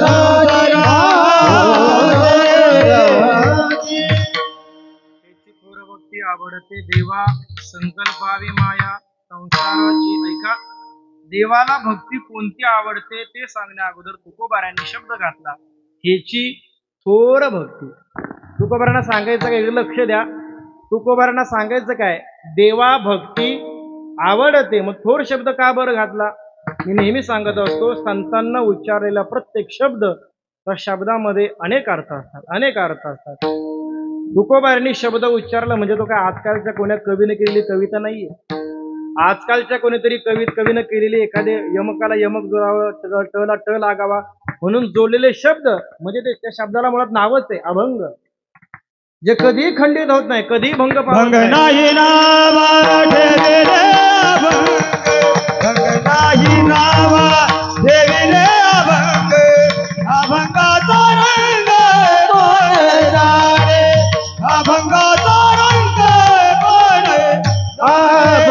नाही नाम ठेविले अभंग, भंग नाही नाम ठेविले अभंग, अभंगाचा रंग कोण जाणे, अभंगाचा रंग कोण जाणे. याचा अर्थ कधीही भंग पावत नाही. जोपर्यंत चंद्र सूर्य आहे तोपर्यंत त्याचा अर्थ अखंडित आहे, अखंडित आहे. नाही, जोपर्यंत ते अभंग आहेत तोपर्यंत चंद्र सूर्याचं अस्तित्व इतका त्याच्यामध्ये अखंडितपणा आहे, इतका त्याच्यामध्ये अभंगितपणा, म्हणून त्याला नावच आहे अभंग. ज्याचा अंतराय कधीच होत नाही त्याला म्हणायचं अभंग. म्हणून ज्ञानोबाराने सांगितलं, संतांचे शब्द पाहत असताना ते शब्द साधारण दृष्टीने पाहू नये. ज्ञानोबाराने त्याला गोड दृष्टांत दिला, जैसे बिंब तरी बचकेची वडे परी प्रकाशाशी त्रैलोक्य थोकडे, शब्दाची व्याप्ती तेने पाडे अनुभवावी. जसं सूर्याला जर इथून पाहिलं ना आपण तर असं वाटतं जणू काय सूर्य आपल्या मुठीमध्ये कवळला जाईल, नाही हातामध्ये बसेल असं वाटतं. पण त्या सूर्याचा प्रकाश जर पाहिला ना तर एक पृथ्वी काय अशा हजारो पृथ्वींना व्यापून तो प्रकाश बाहेर निघून जाईल, इतका प्रकाश एका सूर्याकडे.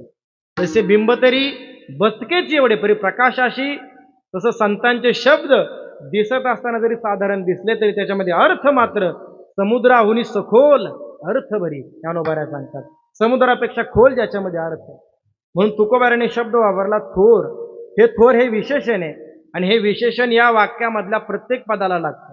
आमचे वंदनीय गुरुवर्य प्रातस्मरणीय गाथामूर्ती श्री राऊत बाबा, गुरुवर्य राऊत बाबा सांगत असतात की विशेषण विशेष भाव बदलला की वाक्याचा अर्थ बदलतो. थोर देवा भक्ती आवडते, देवा थोर भक्ती आवडते, देवा भक्ती थोर आवडते. तुम्हाला उदाहरण सांगतो, वाकड्या सुताराने दांड्या बसवल्या. एकच वाक्य पण याचे 3 अर्थ होतात, तिकडे लक्ष द्या. वाकड्या सुताराने दांड्या बसवल्या, सुताराने वाकड्या दांड्या बसवल्या, सुताराने दांड्या वाकड्या बसवल्या. 3 अर्थ कसे? वाकड्या सुताराने दांड्या बसवल्या म्हणजे सुताराचं नाव वाकड्या होतं. आपल्याकडे पद्धत आहे, एखादा माणूस पांगळा चालत असत त्याला पांगळ्या म्हणायचं, एखादा तिरका बघत असत तर त्याला वाकड्या म्हणायचं. तसं सुताराचं नावच काय होतं? वाकड्या. त्या वाकड्या नावाच्या सुतारानं दांड्या बसवल्या, वाकड्या सुताराने दांड्या बसवल्या.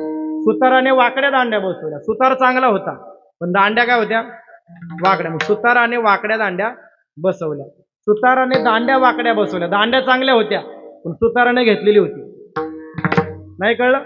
कीर्तन संपेपर्यंत कळलं. दांड्या चांगल्या होत्या पण सुताराने घेतल्या असल्यामुळे त्यानं चांगल्या दांड्या वाकड्या बसवल्या. सुताराने दांड्या वाकड्या बसवल्या. वाकड्या विशेषण बदललं की त्याचा काय होतं? अर्थ बदलतो. तसं थोर हे विशेषण बदललं की वाक्याचा अर्थ बदलतो. थोर देवा, थोर भक्ती आणि थोर आवडतो. देवामध्ये सुद्धा प्रकार आहेत, कनिष्ठ, मध्यम आणि श्रेष्ठ. कनिष्ठ म्हणजे शेंदरी हेंदरी दैवते, कोणती पूजे भूती घेते त्यांना सुद्धा देवत्व आहे, पण शेंदरी हेंदरी काही कालापुरते कनिष्ठ देव आहेत. मध्यम देव जे स्वर्गामध्ये जातात, पुण्याच्या बळावरती जातात आणि एकदा का पुण्य संपलं की मग तया पुण्याची पावती सरे आणि सवेची इंद्रपणाची उठी उतरे. ते सुद्धा देव आहेत पण पुण्य संपल्यानंतर त्यांना सुद्धा खाली यावं लागतं. मध्यम देव आहेत आणि एक श्रेष्ठ देव आहे, तो या जगाला निर्माण करतो, या जगाचं पालन पोषण करतो आणि अंत समयाला सगळ्या जगाचा संहार करतो. श्रुती ज्याचं वर्णन करताना म्हणते यतो इमानी भूतानी जायन्ते येन जातानी यत्पर्यंत अभिसंविशंती तद ब्रह्म तद विजिज्ञासस्व. तुकोबाऱ्या सांगतात जयापासून सकळ मही मंडळ हे झाले तो हा देवाचाही देव, सगळ्या देवांचा देव असणारा तो थोर देव. त्या थोर देवाला ही भक्ती आवडते. कोणती भक्ती? संकल्पावी माया संसाराची. विठ्ठल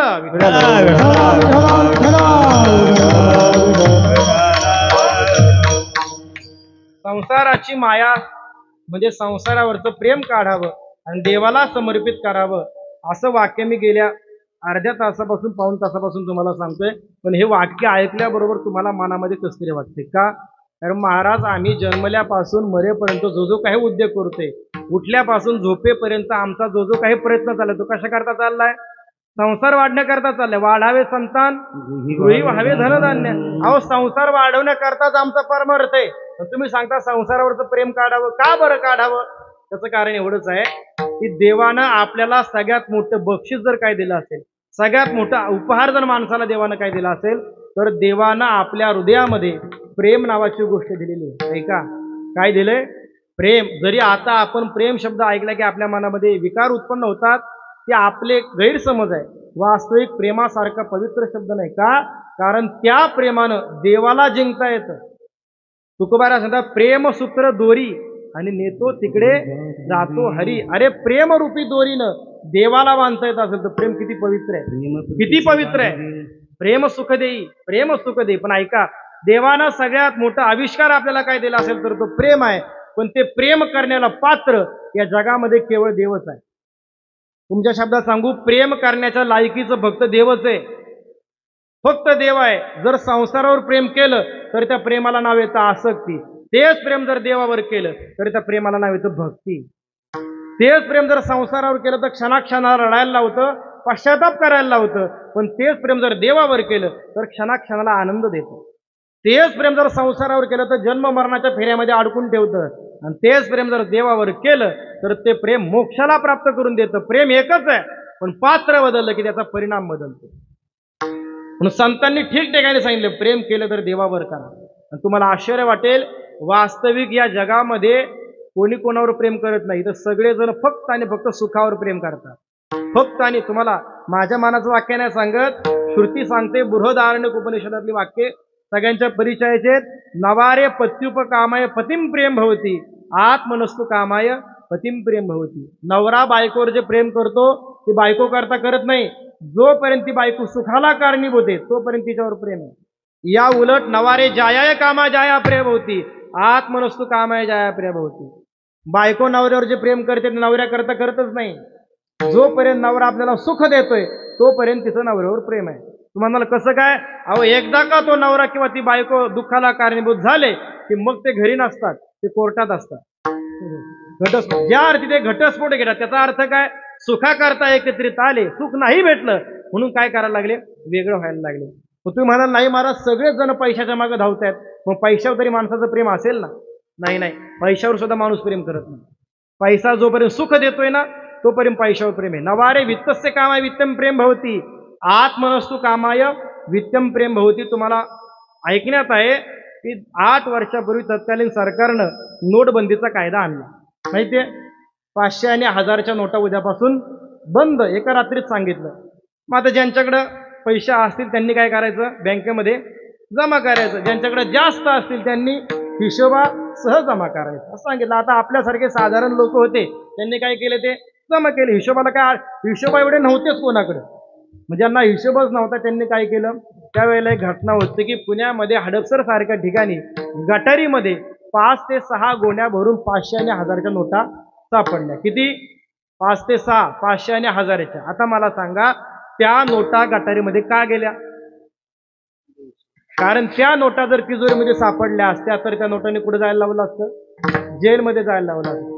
जोपर्यंत त्या नोटा सुख देत आहेत तोपर्यंत त्यांची जागा कुठे आहे? तिजोरीमध्ये, कोणालाच पाहायला भेटत नाही. एकदा का त्या नोटा दुःख द्यायला लागल्या की मग त्या नोटांची जागा कुठे आहे? गटारीमध्ये. जोपर्यंत सुख आहे तोपर्यंत तिजोरी, आणि एकदा का दुःख द्यायला लागली की मग जागा कुठं?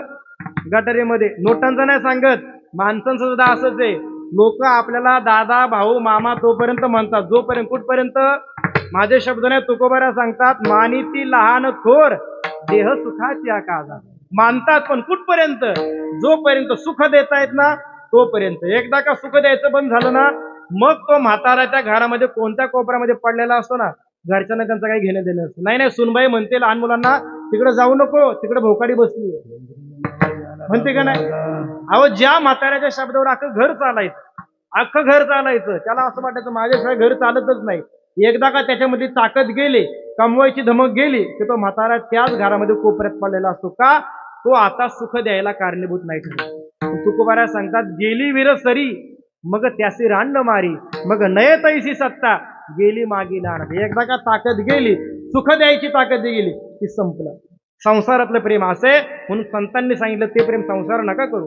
प्रेम करायचंच असेल तर देवावर प्रेम करा, आणि तो देव संसारामध्ये जसं ठेवील ठेविले आनंद, ठेविले आनंद कैसे राहावे, ठेविले आनंद, ठेविले आनंद कैसे राहावे, ठेविले आनंद, ठेविले आनंद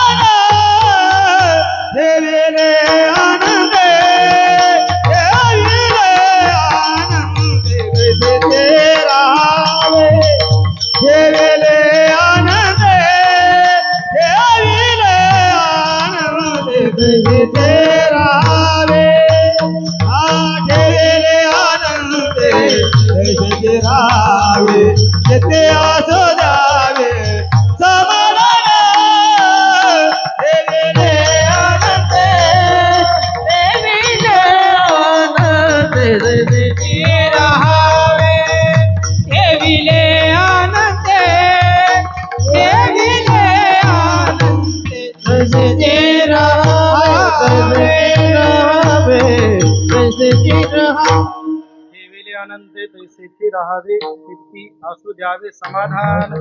देवावर जर प्रेम केलं तर मग त्या संसाराची काय अवस्था? तुकोबारा सांगतात, संसाराची काय अवस्था? संसारामध्ये आपण देव जसं ठेवेल तसं राहायचं. इकडे लक्ष द्या. अनेकांना या शब्दावरती आक्षेप आहे. स्वतःला बुद्धिजीवी म्हणून घेणारे, स्वतःला बुद्धिमान म्हणून घेणारे अनेक विचारवंत, स्वघोषित विचारवंत असं म्हणतात की तुकोबाऱ्यांनी या शब्दांनी समाजाला काय केले? आळशी केलेले आहे. समाजाला तुकोबारा म्हणतात ये रे हरी आणि दे पलंगावरी, असे तुकोबाऱ्यांचे शब्द नाहीत. तुकोबारा सांगतात ना, ठेविले आनंद तैसीची राहावे, हे तुकोबारा प्रयत्न करायला सांगत नाही असं नाही.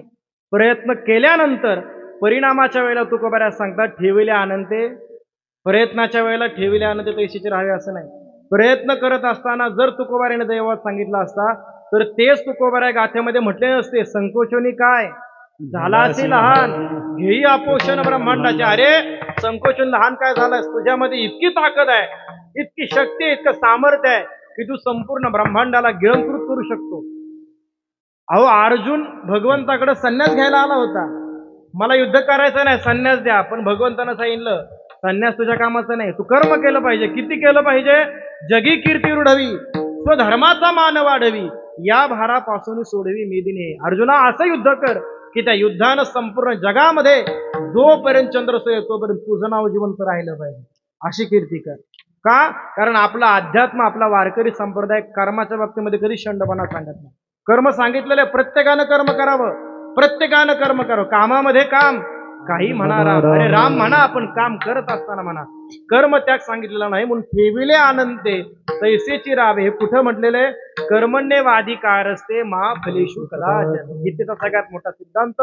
कर्म करत असताना आपला अधिकार आहे, पण कर्माचं फल काय भेटावं यामध्ये आपला अधिकार नाही.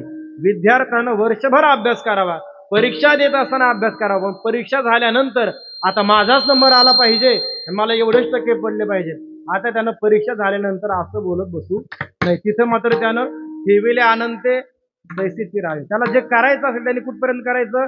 जोपर्यंत परीक्षा होत नाही तोपर्यंत त्याचे प्रयत्न आहेत.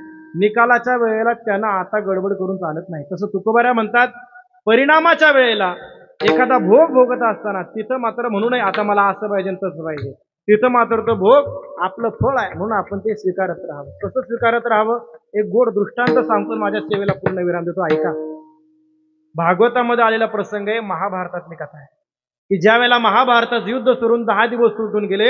या 10 दिवसामध्ये कौरवांचे सेनापती असणारे भीष्माचार्य शरपंजरी पडले, सर्वांगामध्ये बाण शिरले.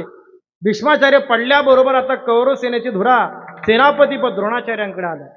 पण प्रश्न असा होता त्या दुर्योधनापुढं की 10 दिवस झाले युद्ध चालले, वास्तविक हे युद्ध 10 दिवस चालायची गरजच नव्हती का? अरे हे युद्ध जिंकण्याचं सगळं सामर्थ्य आपल्याकडे आहे. 100 कौरव आहेत आपण, पांडव किती? 5च. पांडवांकडे सैन्य किती? 7 अक्षौहिणी. आपल्याकडे सैन्य किती? 11 अक्षौहिणी. पांडवांकडे महारथी कोणीच नाहीये. आपल्याकडे कोण कोण महारथी? अश्वत्थामा, कर्ण, जयद्रथ, द्रोणाचार्य, भीष्माचार्य यासारखे हजारो महारथी आहेत. तरी देखील युद्ध एवढे दिवस का चालावं? दुर्योधनाला चिंतित पाहिल्यानंतर त्याचा दाजी जयद्रथ, तो जयद्रथ आला, म्हणला अरे ऐक, काळजी करण्याची गरज नाही. आता भीष्माचार्य पडले ना, आता उद्याच्या उद्या मी सांगतोय त्या चक्रव्यूहाची रचना करा, आणि फक्त ते चक्रव्यूह भेदन काढण्याची ताकद त्या पांडवांमध्ये अर्जुनाकडे, त्याला फक्त बाहेर काढा, बाकी सगळ्यांना मी एकटा हरवतो, सगळ्यांना एकटा हरवतो. योजना तशी आखण्यात आली. अर्जुनाला बाहेर पाडण्याकरता भाग पाडलं आणि इकडे चक्रव्यूहाची रचना केली. चक्रव्यूह शब्दाचा अर्थ आहे की चक्राच्या गतीनं ते शत्रूचा नाश करतं, त्याला म्हणायचे चक्रव्यूह. जर या चक्रव्यूहाला थोपवलं नाही तर त्याच दिवशी युद्ध संपणार हे पांडवांना माहिती होतं, पण ताकद नाही झाली कोणाची त्या चक्रव्यूहाचं भेदन करण्याची, धाडस नाही झालं, कारण येतच नव्हतं कोणाला. अशा वेळेला अर्जुनाचा सुपुत्र अभिमन्यू, तो अभिमन्यू पुढे आला, अरे म्हणला मी करतो ना या चक्रव्यूहाचं भेदन, मला माहिती कसं करायचं. अर्थात त्याला आईच्या गर्भामध्ये असताना कसं करायचं हे माहित होतं, भेदन करायचं, पण बाहेर कसं यायचं हे माहित नव्हतं. धाडस दाखवलं अभिमन्यूने, धाडसही दाखवलं आपण आपल्या वीरतेच्या बळावरती. आतमध्ये सुद्धा गेला अभिमन्यू. ऐका, अभिमन्यू सकाळपासून संध्याकाळपर्यंत 6 योद्ध्यांबरोबर एकटा लढत राहिला. द्रोणाचार्य, अश्वत्थामा, कर्ण, जयद्रथ, दुर्योधन, दुःशासन यासारखे अनेक महारथी समोर होते, पण एकटा अभिमन्यू लढत राहिला. केवळ लढला नाही, हसत हसत लढत राहिला. अरे द्रोणाचार्याने त्याच्यापुढे हात टेकावे, कर्णानं हात टेकावे, काय लढला असेल. ज्ञानोबरांनी अभिमन्यूचं वर्णन करताना सांगितलं, हा सुभद्रा हृदय नंदनू जो अपरू नवा अर्जुन. अभिमन्यू ज्या वेळेला युद्ध करत होता तो अभिमन्यू वाटतच नव्हता, जणू काय दुसरा अर्जुन तिथं अवतरित झालाय, आपल्या बापाचा अवतार घेऊन आला होता, असा अभिमन्यू लढत होता. काय लढला असेल अभिमन्यू. हात नाही टेकले, रडत हसत हसत लढत राहिला. शत्रू रडायला लागले पण हा हसत राहिला. शेवटी 6 जण एकत्रित आले, एकत्रित येऊन कपट बळानं 6 जणांनी अभिमन्यूचं मस्तक उडवलं. अभिमन्यू पडला आणि अभिमन्यू गेल्याची बातमी सगळीकडे वाऱ्यासारखी पसरली. सगळे पांडव रडायला लागले, पांडव सैन्य रडायला लागले. यामध्ये नवल नाही, ज्यांनी अभिमन्यूला मारलं ना ते कौरव सुद्धा हळहळ करायला लागले. काय लढला असेल ना, काय लढला असेल, काय ताकद असेल. पण प्रश्न असा होता, सगळे रडतायत, पांडव रडतायत, स्वतः भगवान रडतायत, पण आता अभिमन्यू गेल्याची बातमी त्याची आई, त्याची माता सुभद्रा, त्या सुभद्रेला जाऊन कोण सांगणार, तुझा एकुलता एक मुलगा गेला, कोणामध्ये ताकद आहे एवढी. अर्जुन तो घाबरला. अर्जुन भगवंताला म्हणतो, देवा सुभद्रेला सांगण्याची माझी जबाबदारी नाही. हे ऐकल्यानंतर सुभद्रा काय जीवाचं बरं वाईट करून घेईल हे सांगता येत नाही देवा, त्यामुळे सुभद्रेला सांगायची जबाबदारी तुमची आहे. भगवान म्हणाले, मी का सांगू, बायको तुझी, मुलगा तुझा, तू सांगितलं पाहिजे. अर्जुन म्हणला, बायको जरी माझी असली तरी बहीण तुमची आहे, तुम्ही सांगितलं पाहिजे. भगवान म्हणले, माझी बहीण आहे. अरे ज्या वेळेला तिचं लग्न करायचं त्यावेळेला नाही म्हटला तुमची बहीण आहे, ज्याला द्यायची त्याला द्या. त्याला स्वतः तिला पळून घेऊन गेला. संन्यासी तुवा होऊन जनी चोरून नेली माझी भगिनी. स्वतः तिला पळून घेऊन गेला असं आता सांगते तिला समजवण्याचं काम तुमचे. देवा मला ते बाकी काही माहीत नाही, मला फक्त एवढं माहिती आहे की या जगामध्ये समजून सांगण्यामध्ये तुमच्यासारखं श्रेष्ठ कोणी नाहीये. मला युद्धाला तुम्हीच तयार केलंय, तुम्हीच सांगा जाऊन तिला समजावून. भगवान म्हणाले ठीक आहे मी सांगतो तिला. स्वतः भगवान श्रीकृष्ण सुभद्रेला समजवण्याकरता सुभद्रेच्या शामेण्याकडे आले. सुभद्राच्या शिबिरामध्ये बसलेली आहे, शांतपणे बसलेली आहे. पण एकाएकी एका आईला कसं काय सांगायचं तुझा मुलगा गेलाय. म्हणून भगवंतानं दुसऱ्या विषयाला हात घातला. भगवान म्हणते सुभद्रे काय चाललंय, कसं काय चाललंय.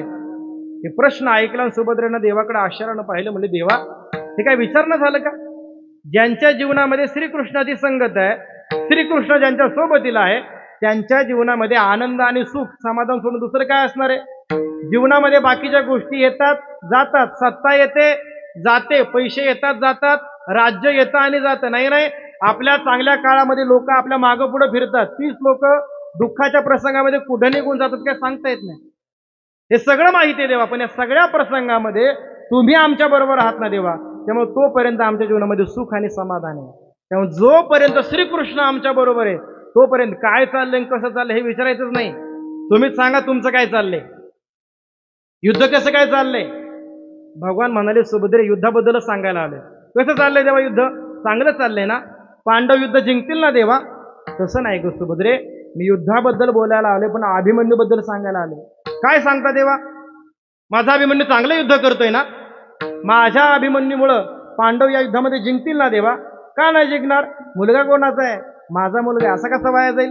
अहो मुलगा जरी माझा असला तर युद्ध कोणाकडे शिकलेला आहे, तुमच्याकडे शिकलेला, तुमचा शिष्य आहे, असा कसा वाया जाईल. तसं नाही ग सुभद्रे, मी अभिमन्यूबद्दल दुसरं काहीतरी बोलायला आलो. काय बोलता देवा, माझा अभिमन्यू मला भेटायला येतोय का, त्याच्या स्वागताकरता आरतीचं ताट तयार करू का देवा. नाही ग सुभद्रे, तुझा अभिमन्यू आता येणार नाही. का देवा, तो कुठं बाहेर गेलाय का, दुसऱ्या युद्धाकडे त्याला पाठवलंय का. देवानं सांगितलं सुभद्रे तुझा अभिमन्यू न येण्यासारख्या ठिकाणी गेला. काही काय बोलता देवा, माझा एकुलता एक मुलगा आहे, मला विचारल्याशिवाय बाहेर कुठे जात नाही तो. काहीतरी काय बोलता. देवाला कळे नाही कसं काय सांगावं. पण ऐका, भगवंतानं डोळे मिटले सांगितलं ऐक सुभद्रे, आज त्या युद्धामध्ये कौरवांनी पांडवांना हरवण्याकरता चक्रव्यूहाची रचना केली की ज्या चक्रव्यूहाचं भेदन तुझा नवरा अर्जुन सोडून दुसरं कोणाला शक्य नव्हतं. अर्जुनालाही त्यांनी बाहेर बाहेर जायला भाग पाडलं. जर तुझ्या मुलानं ते धाडस दाखवलं नसतं तर आजच हे युद्ध संपलं असतं, पांडव हारले असते. पण तुझ्या मुलानं एकट्यानं धाडस दाखवलं, केवळ धाडस नाही दाखवलं, त्यानं पराक्रमाच्या जोरावरती चक्रव्यूहाचं भेदनही केलं. आतमध्ये गेलेला अभिमन्यू दिवसभर लढत राहिला सुभद्रे. कोणासोबत, द्रोणाचार्यांसोबत, अश्वत्थाम्याबरोबर, कर्णाबरोबर, जयद्रथाबरोबर, दुर्योधनाबरोबर, दुःशासनाबरोबर एकटा लढला. केवळ लढला नाही, हसत हसत लढला. अरे 6 जणांना त्याला हरवता नाही आलं. शेवटी 6 जण कपटबळाने एकत्रित आले, छळ केला आणि तुझ्या मुलाचं मस्तक उडवलं. आजच्या युद्धामध्ये तुझा अभिमन्यू गेला सुभद्रे, मेला.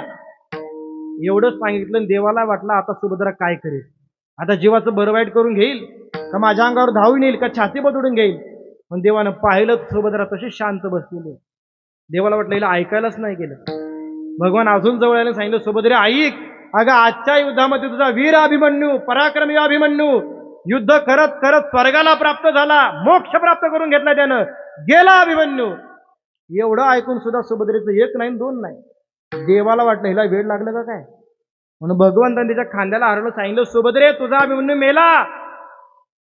सुभद्रा म्हणते कळलं ना देवा, मला आलं मला ऐकायला. देवाला आश्चर्य वाटलं. देव म्हणले अगं तुझा मुलगा गेला, तुला कळालं, तुझ्या डोळ्यामध्ये अश्रूचा एक थेंबही नाही, तुला रडायला नाहीत सुभद्रे. सुभद्रे म्हणते नाहीत देव रडायला. का नाहीत सुभद्रे रडा, तू रडलं पाहिजे सुभद्रे, तुझा मुलगा गेलेला आहे सुभद्रे, तू रडलं पाहिजे. तुझ्या मनामध्ये जे काय सुभद्रे ते रडण्याच्या दरी तू बाहेर काढलं पाहिजे सुभद्रे, तू रड सुभद्रे, तू रडलं पाहिजे सुभद्रे. सुभद्रा म्हणते नाहीत देवा मला रडायला, माझ्या मनामध्ये काही नाहीच तर काय मोकळं करून. देवाला आश्चर्य वाटलं. देव म्हणले सुभद्रे तुला रडायला येत नाही ठीक आहे, पण काय येत नाही मला कारण सांग सुभद्रे, मला कारण सांग सुभद्रे. ऐका, सुभद्रेचे कारण सांगितलं ना, एक भक्ताचं कारण आहे. ऐका, सुभद्रा म्हणते देवा आजच्या युद्धामध्ये माझा अभिमन्यू गेला, ठीक आहे, त्याला मारण्याकरता 6 जण एकत्रित आले असतील आणि माझा अभिमन्यू गेला याचं दुःख मला किती, तुम्हाला काय करणार देवा. माये पुढणी बाळक काढे नेता एकुलते एक, ज्ञानोबाराय सांगतात आई पुढून एकुलता एक मुलगा गेल्यानंतर काय दुःख होतं ते आईला विचारा, दुसरं कोणाला. तुम्ही आई नाही देवा, तुम्हाला नाही कळणार ते. पण मला सांगा देवा, आजच्या युद्धामध्ये माझा अभिमन्यू गेला, ठीक आहे, त्याला मारण्याकरता 6 जण एकत्रित आलेही असतील, पण आजच्या युद्धामध्ये माझा अभिमन्यू मारावा ही कोणाची इच्छा होती? भगवान म्हणाले म्हणजे म्हणजे काय? या जगामध्ये कोणती अशी घटना आहे की जी तुमच्या इच्छेशिवाय घडते? तुम्ही सांगितलं ना भगवद्गीतेमध्ये, गतीर भरता प्रभू साक्षी म्या बोलविल्या, वेदू बोले म्या चालविल्या, सूर्य चाले अरे म्याची नियामिला साता, काळू ग्रासी तसे भूता, चाले हे शरीर कोणाचे? अरे वृक्षाचे पान आले त्याचे. माझ्या नवऱ्याला उपदेश करताना भगवद्गीतेमध्ये 11व्या अध्यायात तुम्ही सांगितलं ना, कालोस्मी लोक क्षरकृत प्रवृद्धो लोकान समाहर्तुम हे प्रवृत्त, तर मी काळू गाय पुढे लोक संहाराला गी वाढे, लोकांना मारणारा काळ मी आहे. कोणी सांगितलं? तुम्ही सांगितलं ना देवा. देवा, या जगामध्ये जन्माला आलेल्या माणसाच्या डोळ्याच्या पापणीची लवलव सुद्धा देवा तुमच्या इच्छेशिवाय घडत नाही. मग माझा अभिमन्यू मरावा ही कोणाची इच्छा होती सांगा ना? भगवान म्हणले, हो सुभद्रे, माझीच इच्छा होती. मग ऐका देवा, माझा अभिमन्यू गेला याचं मी दुःख करू का तुमची इच्छा पूर्ण झाली याचं समाधान करू मी? देवाला काहीच बोलता येणार. सुभद्रा म्हणली, काही बोलू नका, ऐका, माझा अभिमन्यू गेला ना याचं दुःख तर मला आहेच, पण त्याहीपेक्षा तुमची इच्छा पूर्ण झाली ना देवा, त्याचं समाधान मला अधिक आहे. का? कारण तुम्ही आमच्या जीवनामध्ये आलेला प्रत्येक प्रसंग हा आमच्या कल्याणाकरता असतो. नाही, आमच्या जीवनामध्ये आलेलं प्रत्येक सुख आणि दुःख हे आमच्या कर्माची फळं आहेत देवा. त्याचा भार तुमच्यावर टाकणं गरजेचं नाही देवा. त्याचा जर भार आम्ही वाहत राहिलो, उद्वेग जर आम्ही करत राहिलो, तर तो उद्वेग आम्हाला पुन्हा दुःखच भोगायला लावेल. वाहिल्या उद्वेग दुःखची केवळ, आणि भोगणे ते फळ संचिताचे. विठोबार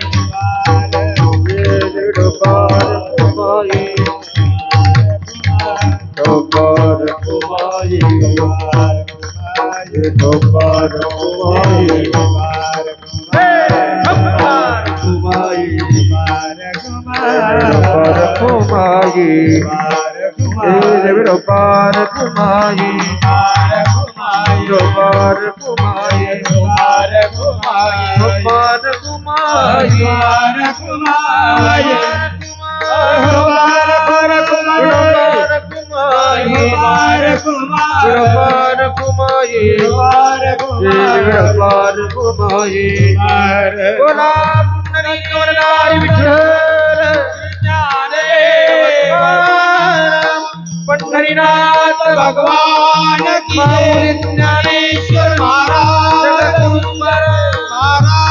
की गोपाल कुमारी गोपाल कुमारी गोपाल कुमारी गोपाल कुमारी गोपाल कुमारी गोपाल कुमारी गोपाल कुमारी गोपाल कुमारी गोपाल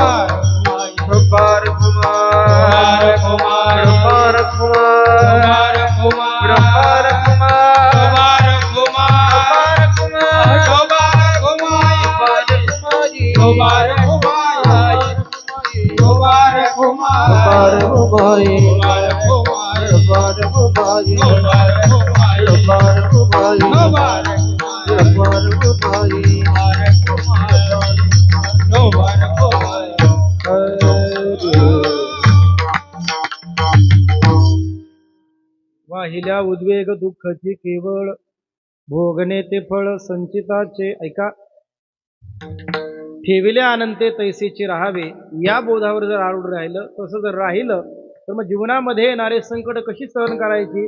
महाराज सांगतायत, ती संकट सहन करण्याशिवाय, भोगण्याशिवाय तुमच्याकडे दुसरा पर्याय नाही. का? कारण तुमच्या वाट्याला येणारं सुख आणि दुःख ते देव तुम्हाला देत नाही, ते तुमच्या कर्माची फळ आहे. ऐका ज्ञानोबारांची गोबी सांगतो. ज्ञानोबाराय 4थ्या अध्याय म्हणतात, वाचून देते घेते अनेक निभ्रांत नाही सम्यक येथ कर्मची फळ सूचक मनुष्य लोकी. या जगामध्ये कोणी कोणाला सुखही देत नाही आणि कोणी कोणाला दुःखही देत नाही. एखाद्याच्या वाट्याला वारंवार सुख येत असेल तरी त्यानं समजून घ्यावं माझं काहीतरी मागच्या जन्मातलं पुण्य आहे, आणि एखाद्याच्या वाट्याला वारंवार जर दुःख येत असेल तर त्यानं समजून घ्यावं माझं काहीतरी पाप आहे. आपल्या सुखाकरता आपल्या दुःखाकरता देवाकडे तक्रार करण्याची गरज नाही. इथं आल्यानंतर सगळ्यांना ते भोगावं लागतं. संत जरी इथं आले तरी त्यांनी सुद्धा ते भोगलंय. होईल तो भोग भोगी ना आपुला न घाली विठ्ठला भार तुझ. किंवा देव जरी इथं अवतरित झाला तरी, प्रभू झाला तरी संसाराचा दास तुकोबऱ्या सांगतात. इथं आल्यानंतर प्रत्येकाला ते कर्म भोगावंच लागतं. भोग नेते फळ संचिताचे. पण महाराज कळालं, तुम्ही सांगितलेला सिद्धांतही कळाला. देवावरती प्रेम करावं, आपण समाधानी चित्तानं राहावं, आपले सगळे प्रसंग अगदी समाधानी मनानं भोगत राहावे. पण आता राहिलेल्या संसाराची वाट ती काय करायचं, तो संसार काय करायचा, तो संसार काय करायचा, अभंगाच्या शेवटच्या सुख म्हणे घालू तयावरी भार, सुख म्हणे घालू तयावरी भार, सुख म्हणे घालू तयावरी भार, सुख म्हणे घालू तयावरी भार. बाबू हा संसार देवा पायी, बाबू हा संसार देवा पायी. देवेले आनंद देशची रहावे, देवेले आनंद देशची रहावे. बाबू हा संसार देवा पायी, बाबू हा संसार देवा पायी. देवेले आनंद देशची रहावे, देवेले आनंद देशची रहावे. चित्ती असो द्यावे समाधान, चित्ती असो द्यावे समाधान, समाधान समाधान समाधान रे समाधान समाधान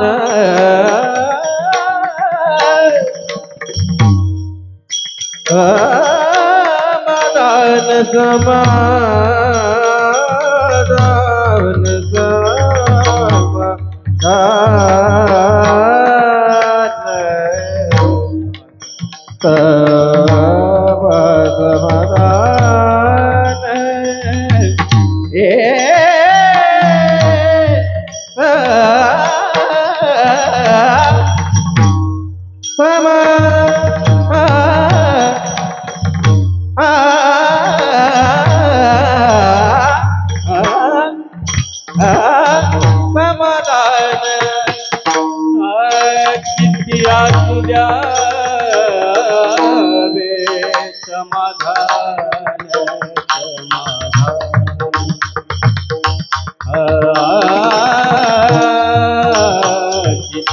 द्यावे समाधान,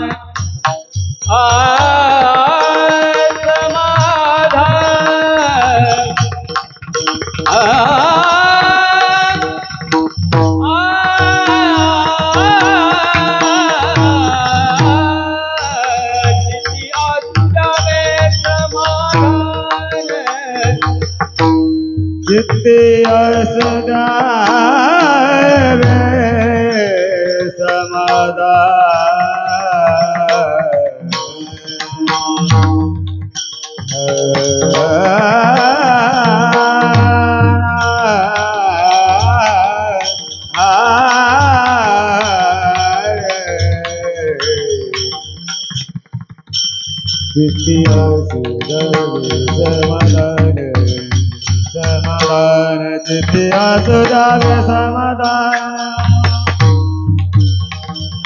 जिथे असो द्यावे समाधान, जिथे असो द्यावे, जिथे असो द्यावे समाधान, जिथे असो द्यावे समाधान, समाधान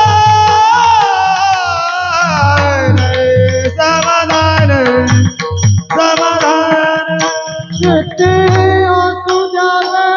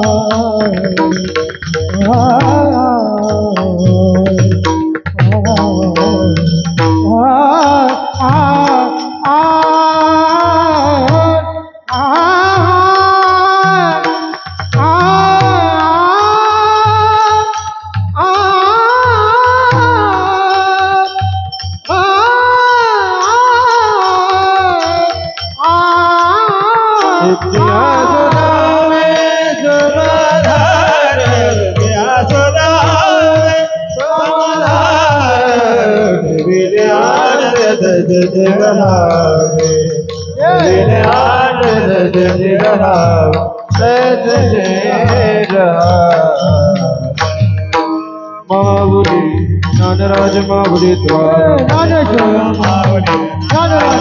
माऊली तनेश्वर माऊली ज्ञानराज माऊली ज्ञानेश्वर माऊली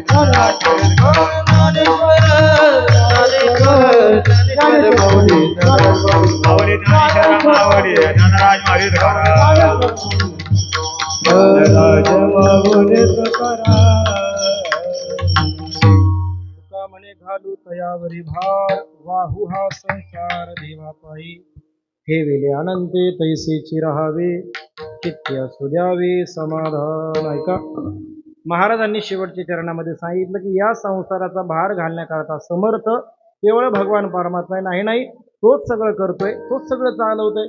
आपल्या मनानं इथं काही घडत नाही. जे काही घडतंय ते त्याच्या शक्तीनं घडतंय, त्याच्या ताकदीने घडतंय. पण तो जे करील त्याच्यामध्ये आपण समाधानी राहणं एवढंच आपलं काम आहे. त्याच्या पायावरती संसाराचा भार घातला की मग तो आपल्याला लगेच आपलेच करून घेतं. म्हणून ठेविले आनंदे तैसेची राहावे, आणि त्याच्या समाधानामध्ये राहिलं तरच खरी त्याची ती भक्ती शोभून दिसते. म्हणून चित्ती असू द्यावे समाधान. यथायोग्य वेळेमध्ये या अभंगावरती विचार करण्याचा प्रयत्न केला. वास्तविक आजची सेवा परम आदरणीय श्री जगदीश महाराज यांची होती. पण ते महाराज त्र्यंबकेश्वरला श्री निवृत्तीनाथांच्या तिथं काही त्यांना अपरिहार्य सेवा करायला योग आला. त्या सेवेमध्ये तिथं ते रुजू झाल्यामुळं मला आळंदीवरून ज्ञानोबारांनी इथं पाठवलं. निवृत्तीनाथांनी त्यांना तिथं धरून ठेवलं, पण ज्ञानोबारांनी मला इथं पाठवलं. असो, इथं आल्यानंतर खूप बरं वाटलं. बाबांच्या आज्ञेनं, बाबांच्या आशीर्वादानं हा सप्ताह चाललेला आहे. त्यामुळे या सप्त्याचं वैभव खरंच पाहण्यालायक आहे. या मंदिरामध्ये गेल्यानंतर असं वाटतं जणू काय पंढरपूरच्या पांडुरंगाच्या गाभाऱ्यामध्ये गेलेलं. म्हणजे कौतुक नाही, पण खरंच ते पाहिल्यानंतर मुंबईसारख्या ठिकाणी इथं असं पांडुरंगाचं मंदिर असावं खूप बरं वाटतं. आता मला आधी आल्याच सांगितलं की आमची कोणाची नावं घेऊ नका. तसं महाराज मी कोणाचं नाव घेतच नाही, कारण आम्ही ज्या परंपरेमध्ये आहोत, वंदनीय जोग महाराजांची परंपरा असेल, साखरे महाराजांची परंपरा असेल, आमच्या परंपरेतच असं आहे, कीर्ती मानवाची गाऊ नये, वर्णावी ते थोरी एका विठ्ठलाची, कीर्ती मानवाची गाऊ नये. या दंडकामुळं पण खरंच वर्णन करण्यायोग्य आहे. 88 वर्ष जवळजवळ 7 तप होऊन गेलेले. आता 9व्या तपाकडे आपली वाटचाल आहे. तेही पूर्ण होणार आहे का? कारण आपण ती तत्व सांभाळत आहे. या गादीवरती संतांनी सांगितलेले ऐसी कीर्तन मर्यादा संतांच्या घरची, जेणेकरून ही मूर्ती ठसावी अंतरी श्रीहरीची. काय सांगितलं संतांनी? या गादीवरती आल्यानंतर वैराग्याच्या, विवेकाच्या गप्पा व्हाव्यात, वैराग्याच्या, भक्तीच्या गप्पा व्हाव्यात. ते सोडून इथं बोललं जाऊ नये. ते सोडून जर इथं बोललं जात असेल, या गादीवर जर ते बोललं जात असेल, तर ती गादी 88 वर्ष टिकूच शकत नाही. ज्या अर्थी ती टिकलेली त्या अर्थात त्या गादी मग आशीर्वाद ज्यांचा आहे, त्यांचा आशीर्वाद असेल. तिथं सर्व ग्रामस्थ, आपलं सर्व गोठवली मंडळी, सगळे ग्रामस्थ असतील, त्यांची साधना आहे, त्यांचे प्रयत्न आहे. आज आपण जर वारकरी संप्रदायाची जर दुर्दशा पाहिली, अनेक ठिकाणी आपण सगळेजण जाणणारे मंडळी आहे, आपल्याला काही सांगायची गरज नाही. अर्थात त्याकरता भगवंताची कृपा आहे, साधूंचा आशीर्वाद आहे, आणि आपल्या सगळ्या ग्रामस्थांचे त्यामध्ये प्रयत्न आहेत. पुन्हा एकदा मलाही सेवा दिल्याबद्दल सर्वांचे शेवटचे आभार आहे की संतांच्या चरणामध्ये, बाबांच्या चरणामध्ये सेवा समर्पित करतो. सेवेकरता उपस्थित सर्वच वारकरी मंडळी, सर्व माता भगिनी या सर्वांच्या चरणामध्ये समर्पित करतो. यामध्ये जे काही योग्य असेल ते वंदनीय गुरुवर्य प्रातस्मरणीय श्री पुंडलिक महाराज जंगले शास्त्रीजी आणि वंदनीय गुरुवर्य प्रातस्मरणीय गाथामूर्ती श्री रामभाऊजी महाराज राऊत या 2 महात्म्यांची कृपा आहे. तरी न्यून ते पुरते अधिक ते सरते करुणी घ्यावे हे तुमते विनवित असे करविली तैसी केली कटकट वाकडे का नीट देव जाणे कोणा कारण हे झालेसे निर्माण देवाचे कारण देव जाणे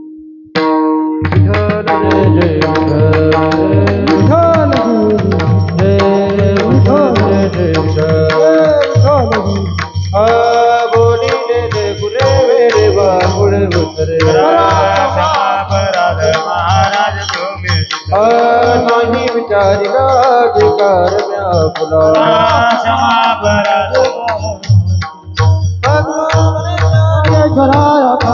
पैकी करा अपराध महाराज